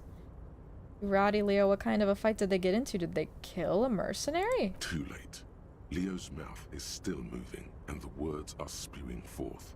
Words, words, and look, even more words. This guy could go on till the end of days. Now he's talking about some drunk sawmill owner who... No, he already switched to a prized fishing rod he apparently owned at some point. You know what? Just cut in there with your questions. Do you work here? Yes, yes. Everybody needs a job, and this is mine. I'm Leonard, by the way. Leonard Bellick. But everyone calls me Leo. Little man raises his hand in a welcoming gesture. I'm like Mr. Everett's right-hand man when Mr. Edgar is out of town. And Mr. Edgar's right-hand man when Mr. Everett is away. Actually, Miss Beaufort is the right-hand man, but she's a lady. She's a lady. Who is this, Miss Beaufort? Lieutenant looks up at A Leo. real pretty lady with a skin like those douce sucre candy bars my missus likes so much. Them are real nice to suckle on once the dinner is done and me and the missus sit down beside the radio. Weird fucking thing to say. But I can't listen to the radio all the time. There's so much to do around here and I'm always busy keeping things running here. Yes, I am. Yes, I am. Stay on this Miss Beaufort topic. No way this dude has a wife? Yeah, unfortunately. Who's this Miss Buford you mentioned? Oh, Lizzie. She is a real sharp tool. Mr. Everett put her through some fancy school and everything, east of the river. 4 years she was gone, and when she came back, she was all fancy and lawyerly. But she's a real nice girl. Grew up in this here neighborhood, knows everybody and gets along with everyone. Real pillar of the community one day, I'm sure. For a fraction of a second, there's sadness in his eyes. No. If me missus and me was to have a child, I'd be real happy if she turned out like her. But she can't have kids. Why not? Dr. Lemaitre said so. And she knows about such things. Been a doctor for almost 50 years, she has. He sighs and falls silent, watching you meekly with his blue eyes. I think you're doing a great job around here, Leo. Yes, this place really seems to run like clockwork. Keep it up, Leo. The lieutenant smiles at the little man. Oh. Well, thanks a lot. Coming from you, it means a lot, really. You didn't think it was possible, but the smile becomes even wider. Sometimes I feel some of the guys don't really get how much I bust my ass for them here. But you guys are alright. Nice. The white rectangle on your clothes might not mean an awful lot in Martinez, but the recognition from an authority figure made Leo's day. What's in that container over there? Oh, that one. That should be empty as far as I know. Lots of containers here have nothing in them. They're just waiting to be loaded up. I kind of doubt that. Tell you. I mean, told me. I still feel like there's something in there, otherwise, why would it be locked? Are you the Leo who wrote the note to make more banners? Oh, yes, yes. I leave all kinds of notes for myself. That old head of mine ain't so good at keeping things in no more. I almost forgot about the borscht. What was about the borscht? Oh, yes. I've been taking special whirling borscht to the men every day since the strike started. Little guy chuckles merrily. It's very, very good. Makes a man feel so warm and happy. I feel like I could take on Mr. Renadan's boar dogs every time the lunch is done. It's definitely not actual borscht and definitely a euphemism for something else. Power borscht, huh? Never heard of a borscht that turns little guys into dog fighters. Alcohol, however. What do you mean by taking the soup to the men? Is it for striking? Yes, yes. I'm taking it to them. The borscht keeps them happy and in fighting spirits. Makes you all warm inside. They brew it in the whirling in rags. Who makes it at the whirling? Oh, the whirling's cook. He makes it. Them is always talking with Mr. Manana in that weird language and laughing together. He doesn't speak what we speak. He's from Grad. Looks like the borscht is Spike. I'm gonna look into it. Oh, sure, mister. Sure. You do that. Yes, sir. Alright, I'm looking for the leader of the dock workers union. Oh, you want Mr. Everett then? He's an awfully nice fellow, he is. Him and his brother are both nice fellows. They've lived their entire lives in this here neighborhood. He coughs, then continues immediately. Guys like Mr. Everett and Mr. Edgar, his brother, are real good guys. Made Martinez what it is today. Mr. Everett and Mr. Edgar and I went to the same school we did when we were boys. Patience. Deep down you have the mental power to keep listening. Not many would, but you do. You just pour bourbon in the soup. I feel like there's gotta be something else to it, you know? It can't just be like alcohol, right? What if it's that like, radiation drug? I don't know. Do not interrupt. Had an arithmetics teacher, Miss Bellows. Her real name was Miss Bellams. She was a real pretty lady, but when she got mad, all the boys liked her, if you know what I mean, mister. We used to sneak in her yard in the dark and peek through the window. What the fuck? One time we saw Miss Bellows with a fellow. Yes, we did. Yes, we did, mister.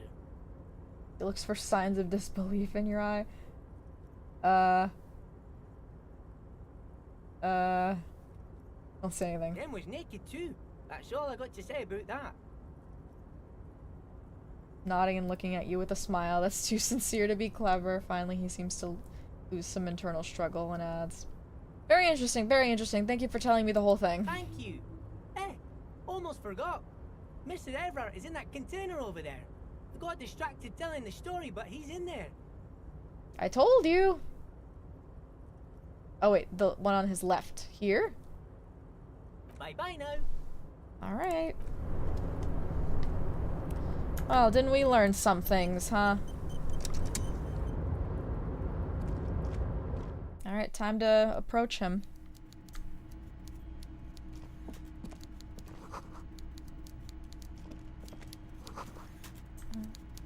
Pallets.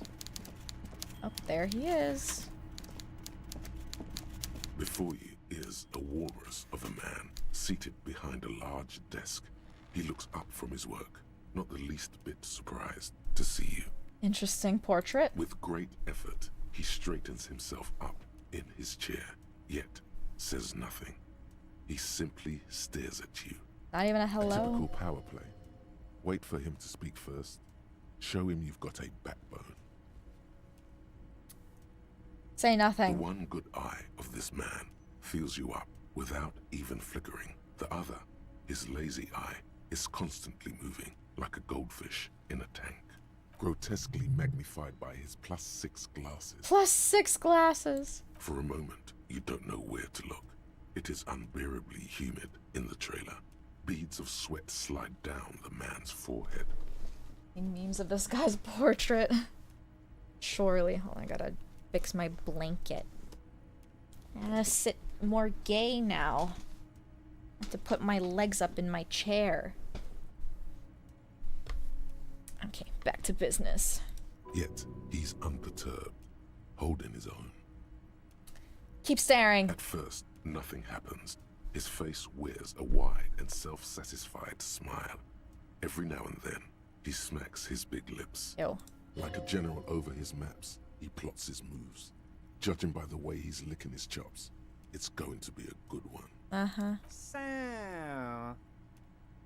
He begins to speak, albeit very slowly, purposefully, leaving a pause after his opener. Mr. Dubois, Mr. Kitsuragi, how nice that you found a moment to pay a visit to the Debardairs Union. I'm Everard Clare, head of this little operation here. Okay. Please, have a seat.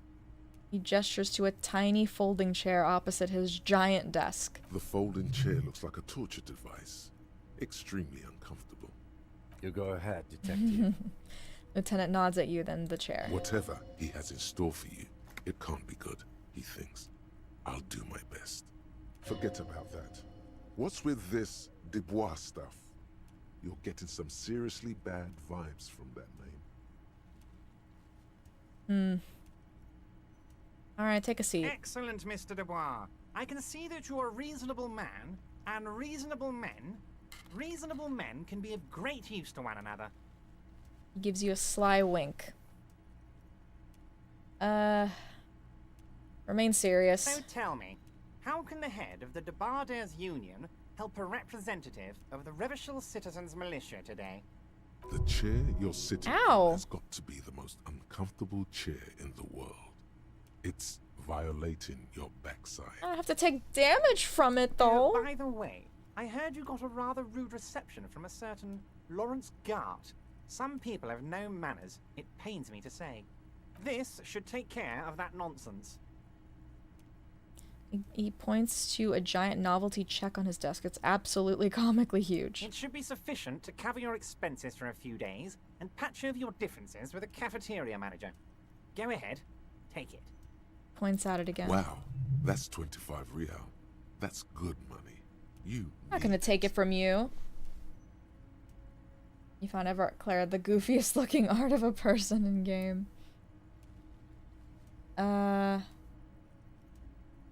You know Gart? Yes, I know Lawrence. He's a real character.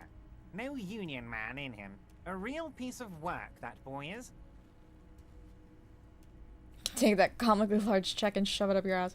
Keep it, I'm good. Okay, okay. I respect a man with principles. No handouts, then. He crosses his arms on his ample midsection and sinks further into his chair. Now, I'd like to set your mind at ease about one other matter. Your lost gun. Let me assure you, Union people are on it as we speak. I've got my best hounds looking for that lost gun. I don't believe you. His slug-like lips move, but all you hear is an echo. Lost gun, lost gun, lost gun.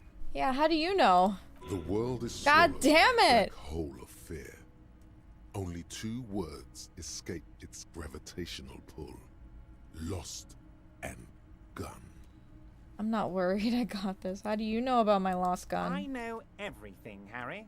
Right now, I know that you're worried. Don't be worried. Everything's going to be all right. I don't like a guy that knows a little too much. It's not like you left it loaded. You didn't lose a loaded gun. Local children aren't out there playing with it right now, pointing it into their own mouths. It's in a safe place. I just know it. I have a feeling everything's going to be all right. Officer, we will deal with this later. We don't need Mr. Clare's help with this. I wouldn't be so sure about that. What? You're making me do a composure check! God damn it. I can't do it! I'm gonna fail! Ugh. Can I, like... can I give myself a fighting chance? Composure. Oh, great. Or I can't even access my inventory right now. Let's give it a shot. God, that didn't help at all. There we go. God, yep. You're sweating. Your knee is jerking. You're about to cry, aren't you? You're about to cry because you lost your gun and those children are gonna shoot themselves with it. Oh my god, chill. No, I'm not about to cry. Mr. Dubois, you don't look so good. I'm ruining everything. What is this, Mr. Dubois? He keeps repeating. What is he trying to pull here? You need to cool the fuck down. Chill. This is not going well. Mr. Dubois! Mr. Dubois! Harry! Large man snaps his fingers, but to no effect. You're in some stupor.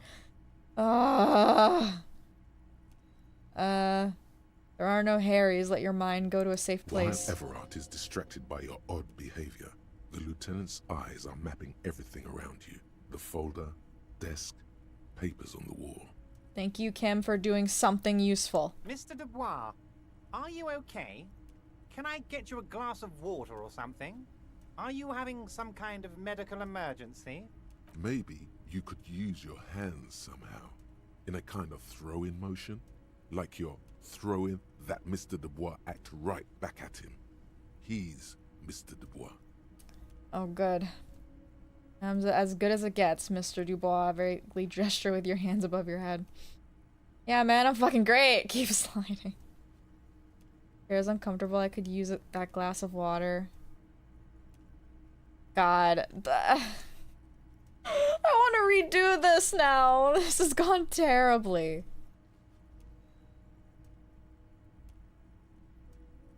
Glass of water. What an odd demonstration of...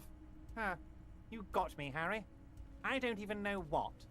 As entertaining as it was, I'm afraid we're wasting our time. And I'm an extremely busy man, as I'm sure you are too. Okay, enough. We are here to ask you some questions pertaining to a murder investigation. God, that went terribly. Quick, here's your window. Get yourself together and ask him questions. Police officer questions. I was trying to, like, you know, be... what's the term? Like...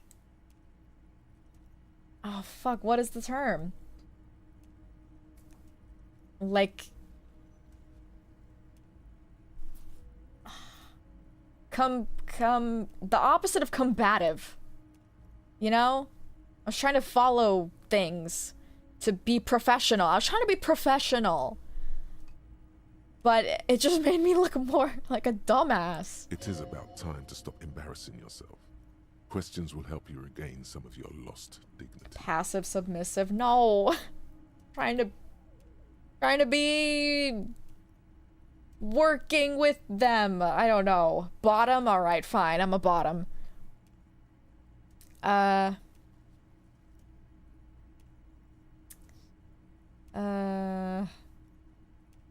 Bottom, that's what you mean. Are you gonna ask me how I got in? You called me Dubois, why? I wanna talk about the hanging. Oh, of course. That's your main thing here. That's why you're in Martinez. I know everything that goes on around here, and I would love to discuss it with you. Alright, dickbag. I mean, it's no secret that the lynching is connected to the strike. So much to talk about. Honestly, it's been weighing on me so heavily. I understand you need to interview me. I sense there's a but. But there's a thing that's been keeping me up at night. I want to talk about the hanging. I mean, if we could just calmly talk, exchange information, we could blow this thing wide open. Yes, that sounds good. Let's do that. But I can't think straight with this thing weighing on me. You're police officers, aren't you? I have a crazy idea. You guys are basically door-opening machines. Incredibly talented at opening doors. I don't like the way he's like weaseling himself out of this interview. Is that true? Are we door-opening machines, Kim? I'm not sure I understand. If you're asking us to break down someone's door, it's not going to happen. Come now. I just need you to go open a little door for me and leave it unlocked. A simple thing. absolutely nothing shady about it. That sounds incredibly shady. The stars aligned into a cosmic frown here. He has your fate decided. Bide your time, however, and let the stars continue their course, and that frown shall turn into a smile. Only if you play along.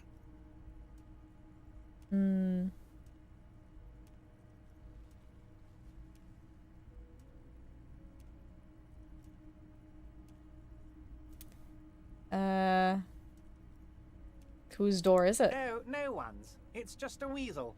A weasel lives there. Nothing for you to worry about. The fuck, bro?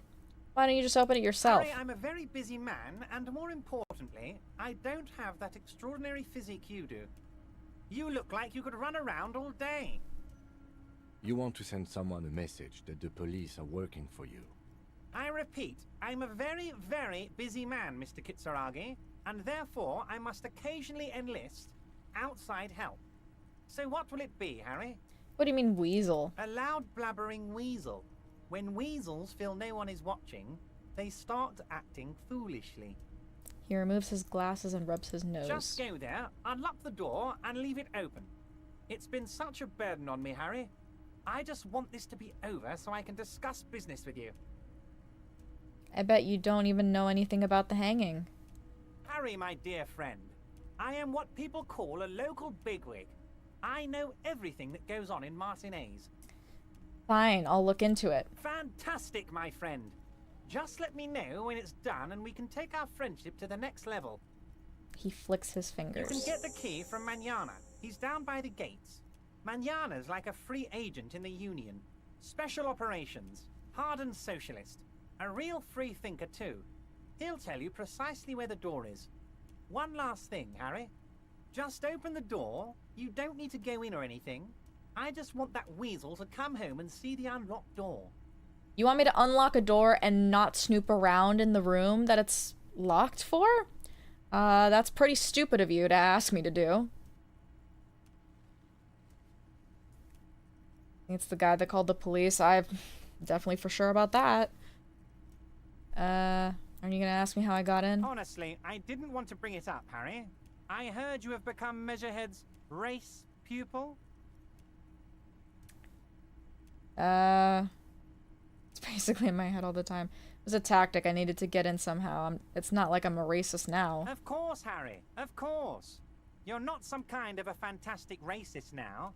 And rest assured, no one's gonna hear about it. You fucking blackmailing me? No one's gonna know what you did with race there, Harry. Your race bonanza is safe with me. Word of how racy it got will never leave Martinez. You can see the map of Revachol in your head. Dozens of red arrows are pointing outwards from Martinez, moving all across the city. Is everyone gonna call me a racist now? Anyway, I assure you, I am a very well-informed man. Information reaches me before I even get the chance to request it. You call me Mr. Dubois, why? Of course. Let us dispatch with the formalities. You call me Everett, I call you Harry. How about I call you Dick Weasel? That's what the hanged corpse called you. Harry. That's really my name. My God, so it's true. I didn't want to believe it, but you are a fantastic science fiction amnesiac cop, aren't you? What are the odds of that? Pretty high, I guess. I think the odds of that are very low. My memory's fine. I'm just testing you. So good to hear that, Harry. Apparently my sources were wrong. However, if you did have a spot of memory trouble, I could help you out. With my big fat folder. Words flow like a river of honey from his lips. Are you trying to tell me you've gotten hold of some of our documents? Lieutenant inspects Everett over his spectacles. Mr. Kitsuragi, would you mind? Me and Harry are talking about his lost identity right now. You fucking bitch.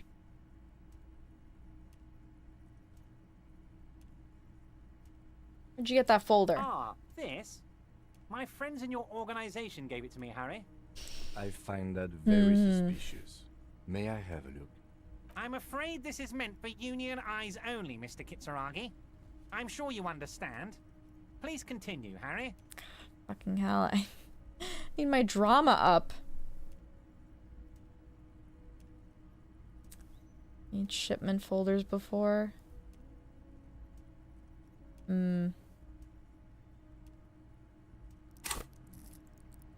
What is it? Drama? I could level it up, but I don't think we're gonna get that much.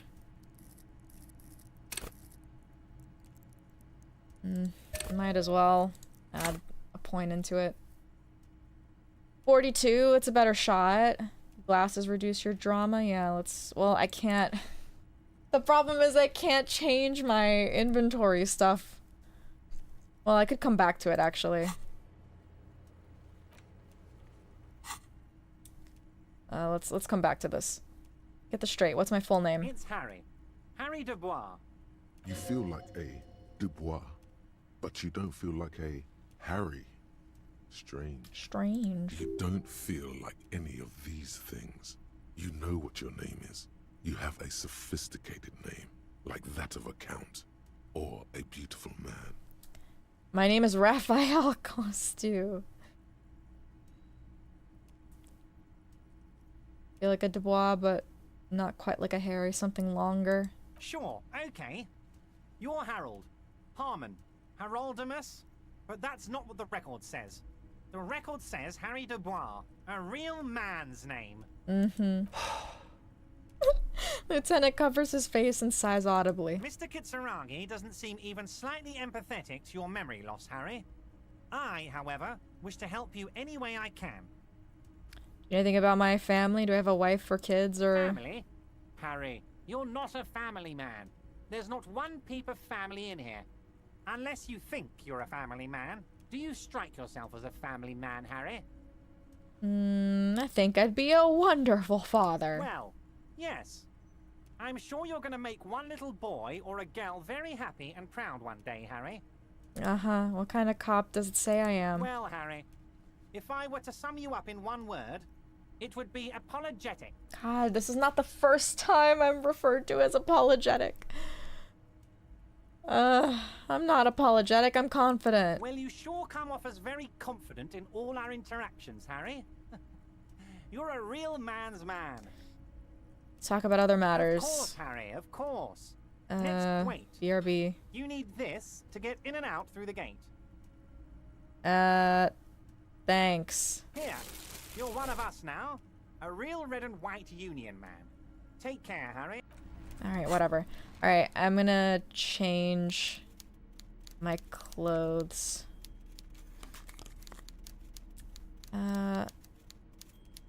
Encyclopedia. -1 suggestion.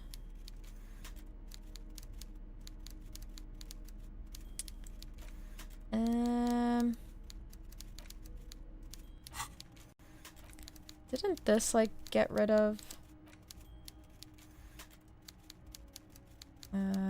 do we still have -1 drama from this? Well, it's not like I can do anything about it now. It's temporary? Okay. But once we have the solution, it gets rid of it, I assume? Okay, let's give this another Mr. shot. Dubois, a pleasure as always. You don't have to sit down this time, since you've already sat on that chair.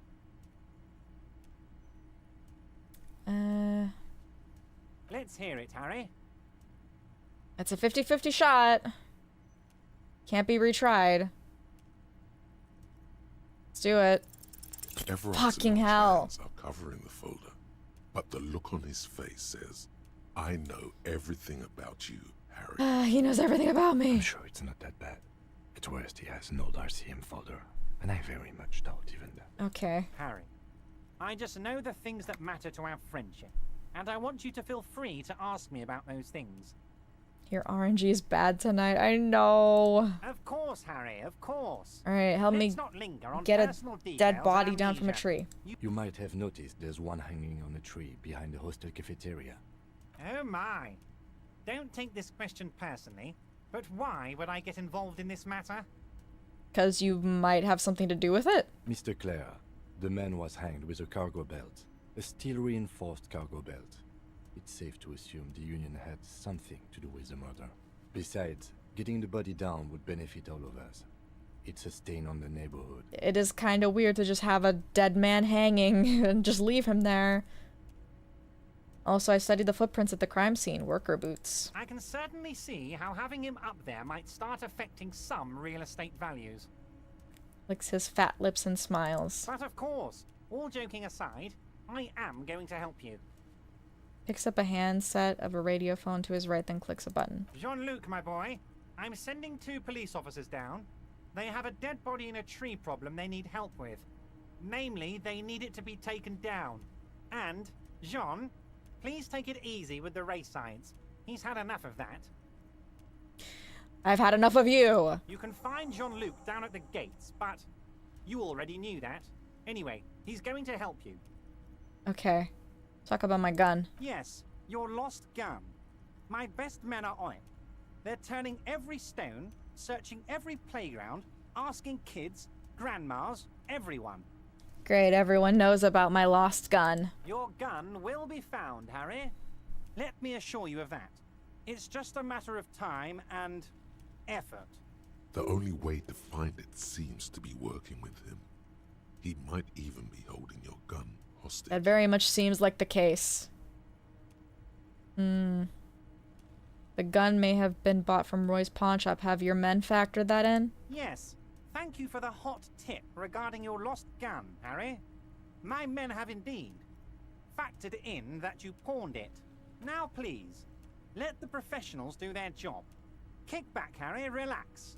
I have great guys on this. You focus on what's important. Building our relationship for the good of Martinez. It did not come as a surprise to him. He might actually not be bullshitting. I will not be blackmailed with this gun business. Harry, I was only trying to be tactful. A lost gun is a dangerous thing. I can't have it around in my neighborhood. Kids could be playing gun roulette with it as we speak. Teenage gangs could be arming themselves. Get a hold of yourself, Harry. I wish the coon would meet this gun. I assure you, we are working on locating the missing sidearm as well. The lieutenant is concerned about the lost gun and feels that the fact you haven't prioritized looking for it is unfortunate, if inevitable, and doesn't put the RCM in a good light. Excellent, Mr. Kitsuragi. That's excellent news. Looks like we have a friendly gun-finding competition on our hands. Who is the pig woman? That's what we still have yet to know.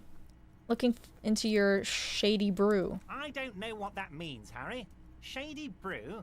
There are so many moving parts in my operation, I can't keep track of them all. You know what? Don't even tell me. Whatever it is, do it. Surprise me. Just one thing.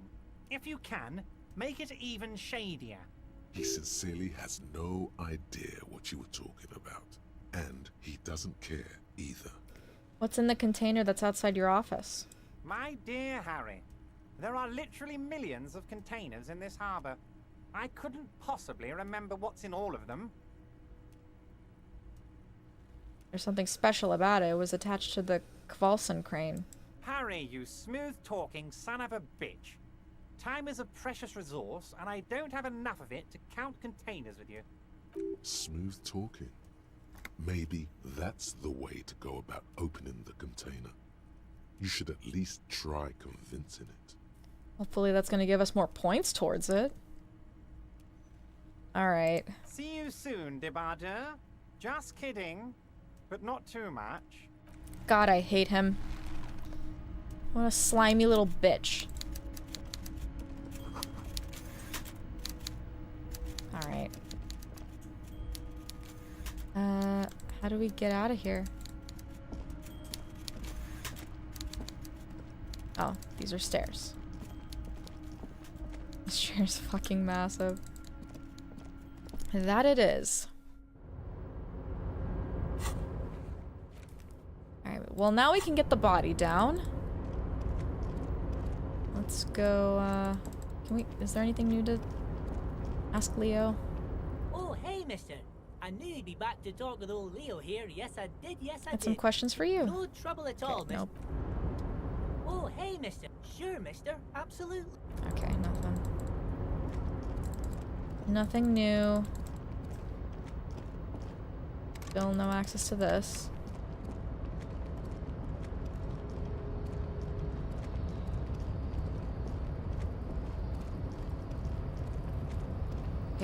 What are our points now? Back before the cargo container. 3%. Its draw has not lessened since you were last here. If anything, it seems to have grown slightly. Okay. 3%, you got this? I mean, I really don't think we got it. I would rather not waste the skill check just for that. I wonder what would happen if we like press the marsh button again. Of metal when you push the button. Okay, nothing. It doesn't work anymore. That's great.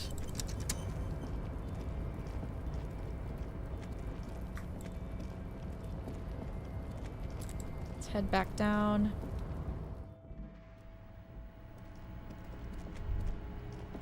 Oh, nothing.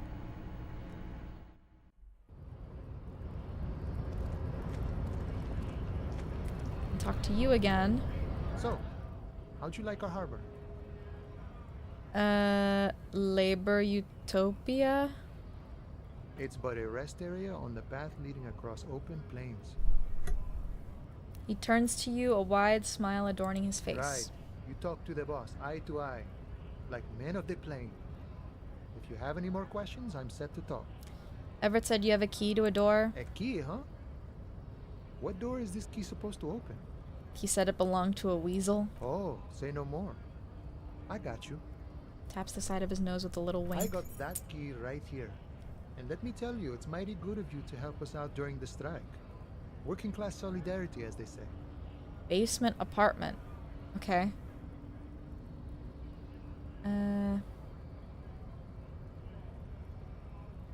Didn't sound like a local polar weasel, if you know what I mean. Polar weasel? Oh. I know what you mean. I'm pretty sure he's actually Occidental, though. So you're gonna be committing fratricide, my racist friend. Was that racist? What you're looking for is a basement door behind the greenhouse. That's behind the whirling in rags. That's all I know. Our organization is what you call compartmentalized. Means we keep out of each other's business. Okay, but where did you get the key from? The janitor gave it to me. Nice fella. We talked about life and things that really, truly matter. His gaze wanders off into the distance. None of this mess we're in. This jiving and juggling. What's it for? To feed our children, I guess. Anything else I should know about this weasel person? When will he be home? I'm more of a philosophical dock worker.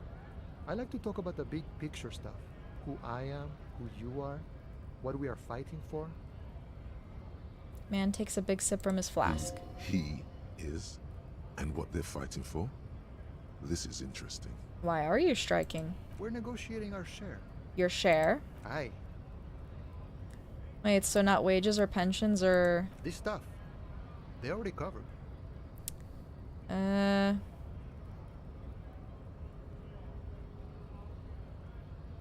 However much you feed the wolf? The wolf always wants more. I like wolves. How large of a share would you like? All of it. However, right now we want all the harbor workers to be on the company's board, so they could take part in the decision-making process. Are you a communist? No. I don't think I'm a communist. Seeing something of value and saying I want it all to myself is a much older and simpler notion. No science to it at all. Even a weak child can think it. The only things holding someone back are I can't and I shouldn't.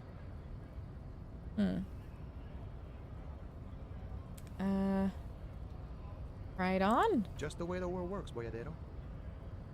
Bossman Everett, what can you tell me about him? I think it's best you make up your own mind now that you've met him. In my eyes, he is a capable organizer and a decent businessman. What does bossing the union entail anyways? I guess you kind of get to be the village chief. He oversees the harbor, makes deals with the owners or other relevant parties. Watches out for his own. By that, you mean corruption? By heavens, why would it not be corrupt? We live in a harsh and disordered world, see? And in this world, the old man is corrupt for our benefit, and we know it. Appreciate it even. He is, personally, not too lavish. The desk seemed lavish to me. He is reasonably lavish, sure. That's his prerogative. It's not like you want a saintly demeanor on a corrupt motherfucker. That would be a manipulative illusion. I think he's manipulative in his own right, and I don't think he should be trusted. Besides, there are no non-corrupt systems in the world anyway, and moralism is the most corrupt of them all. Not you would like to say. But then there's that weasel door. Mm-hmm. You know, I've spent a lot of time thinking about the political situation. Sure, I've had the necessary free time. Fortunately, there's always time.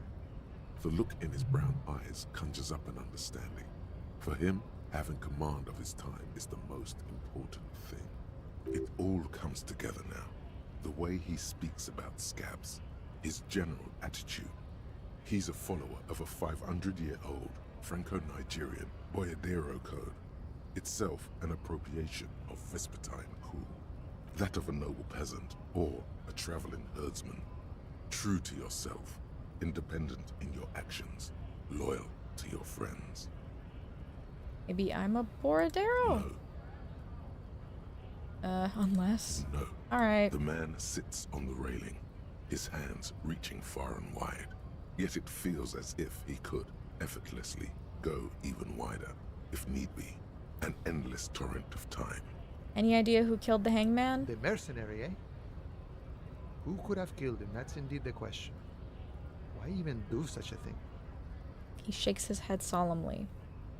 The harbor is a prime area of suspicion. In your opinion, are the dock workers involved in the killing? What a thought. Why would noble workers resort to such a thing? Unless they were pushed, of course. Pushed how? Your dead guy was an enemy combatant. What does that mean? He was an agent of the opposition, attempting to undermine our honorable efforts. Did you kill him? I ain't the murdering type, but that's just me. Large organizations like our union have all sorts of men, with all sorts of skills. Okay, so... does that mean they killed him? He means a more violent faction could easily take care of such a thing. That definitely seems like what's happening. Understood. This has been of limited use. Still, thank you. No problem. I wish the best to you in your search. Sure, I'm glad it's not my search. Takes a sip from his flask. Alright. Hey. Psst. Oh, God. Look around. Psst. Hey, you. Who, me? Yes, you. Word on the street is you're ready to start building communism again. Awesome. Again? Yes, you're ready to start building communism again. You've built it before. They've built it before. Hasn't really worked out yet. But neither has love. Should we just stop building love, too? Can't argue with that. So, what about all that communism you've promised to build? Word on the street is you've woken up from 1,000 years of slumber, promising to erect a version of communism many times greater than any attempted before. Is that true? How come there's word on the street? You keep saying things like, down with the bourgeoisie, eat the rich, sodomize the landowners, impale all people who have more than 25 real in their pockets. That's me now. Literally murder all human beings, regardless of their political beliefs. That kind of stuff. I've said some mildly left-wing things, but none of those. Oh yes, the mask of ambivalence. Don't deny it. You're about to rip it off and reveal the monstrous seven-eyed lamb of global communism that would devour and masticate mankind. I don't think so. Everyone can see that. So tell me, do you have any questions before we fire up the big communism builder? Or do we get right down to it? What is this communism even about? Failure. It's about failure. Failure? Yes, abject failure. Total, irreversible defeat on all fronts. Absolutely vanquished, beaten, curb-stomped and pissed on. Until you came along. You will reverse the fortune of the workers of the world. You alone, against every living thing, against every human alive. 800 trillion real in the hands of an impossibly well-organized ruling class. Towering city blocks of bankmen who have the ears of prime ministers. Million-headed armies of nations and the love of your own mother. You against the atom, the charm and the spin. where the whole world failed. Matter failed to bend to human will. Human will failed to get out of bed and tie its laces. You alone, single-handedly, will rebuild the dreams of the working class. You are the last communist. Okay. Now get to work, comrade. Okay, sure. Oh yeah. Get the firing squads and the animal wagons ready. Well, you didn't say anything about those. Too late to back out now. You can't make an omelet without breaking a few million eggs. Okay. Great, we can become a communist now. Fantastic.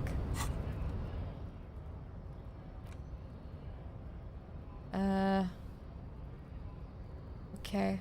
Takes 3 hours. Not too bad.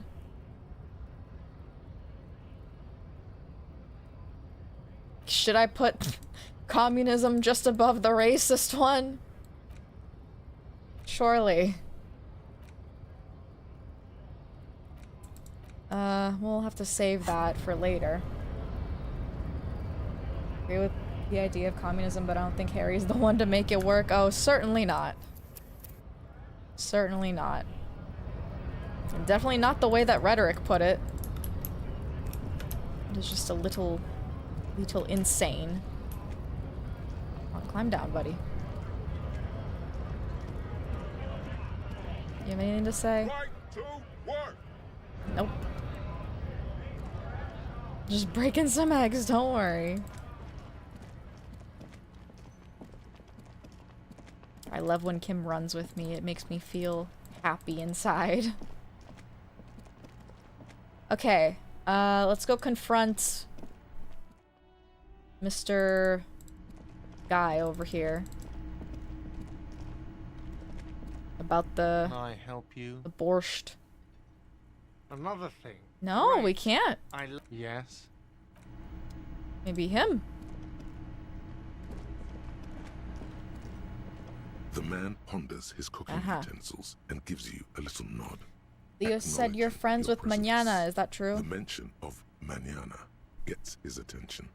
He smiles and delivers a whole slew of unfamiliar words and lively gestures. Then he falls silent again. They're friends. Okay. What is in that borscht you're making? The man says a couple of sentences in that strange language of his and then seems to wait for you to speak. Yes. Borscht need more vodka? Vodka. Okay. Okay, so it's vodka that keeps the men happy and in good spirits. Clever move by the Union. Vodka borscht! I love it, Bratan! Turn it the fuck up and then ask for some yourself. Well, there's necktie. Turning it up seems like a dangerous idea, honestly. The place is a powder keg. Oh my god. No vodka. Cut it. The cook gives you a long, disappointed look, then turns the stove off and seems to wait for you to speak. Glad we got this guy in the gang. Oh, he's gonna make things a lot more lively, I feel. Okay. Awesome.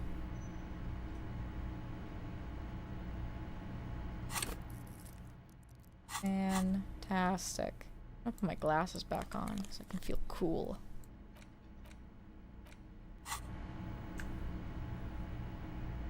Monica's titties are big? What the fuck are you guys talking about?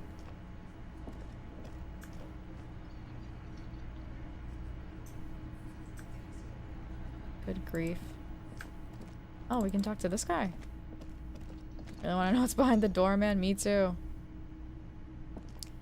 Alright, with that, I think we can leave it here for today. I think we got some pretty good progress going. You know, minus a few of the pitfalls along the way. I think next we're gonna confront the union dock workers that are right in front of us right now. We're gonna go cut that body down. And then we're gonna, you know, keep going from there. We're finally uncovering a few things. Crashes and racism aside, that was some good progress. Yes, I agree. Definitely agree. I'm pretty tired, so probably stop here for tonight. But thank you for joining me. I had a lot of fun. This is definitely a fantastic game, and I feel like I'm just learning more about my appreciation for D&D style video games. I don't know what it is. I don't know what that cargo container has too. Yes, lots of things to uncover. Gotta find my gun still. But yeah. And your appreciation for Kim. I love Kim. I love him so much. He's my husband. I love him. Yes? Yes! Yes! Okay, tomorrow we are playing... What are we playing? What did I say we were playing? I already forgot. Let me check. Ah, okay, we're playing Pokemon tomorrow. Sweet. That's pretty great. Let me see if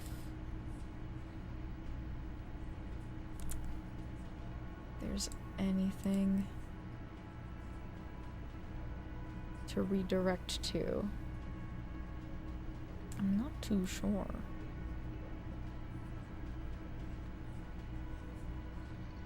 Manage aviation career day tomorrow from a university. That sounds awesome. That sounds great. Good luck with that.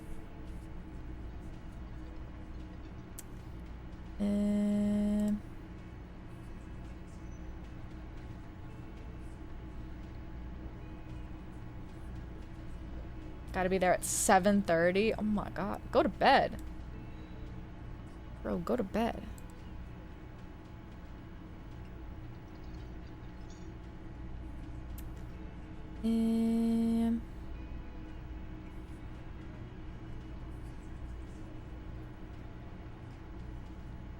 No?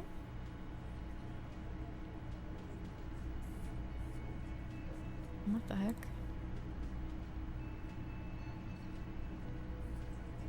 Can I do it here? No. Here? No.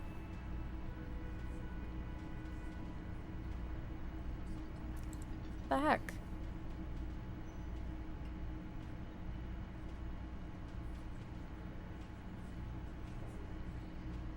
Alright, well, I guess not today. But yeah, I will see you guys tomorrow for more Pokemon. That'll be fun. And yeah, have a good rest of your night, guys. Sleep well.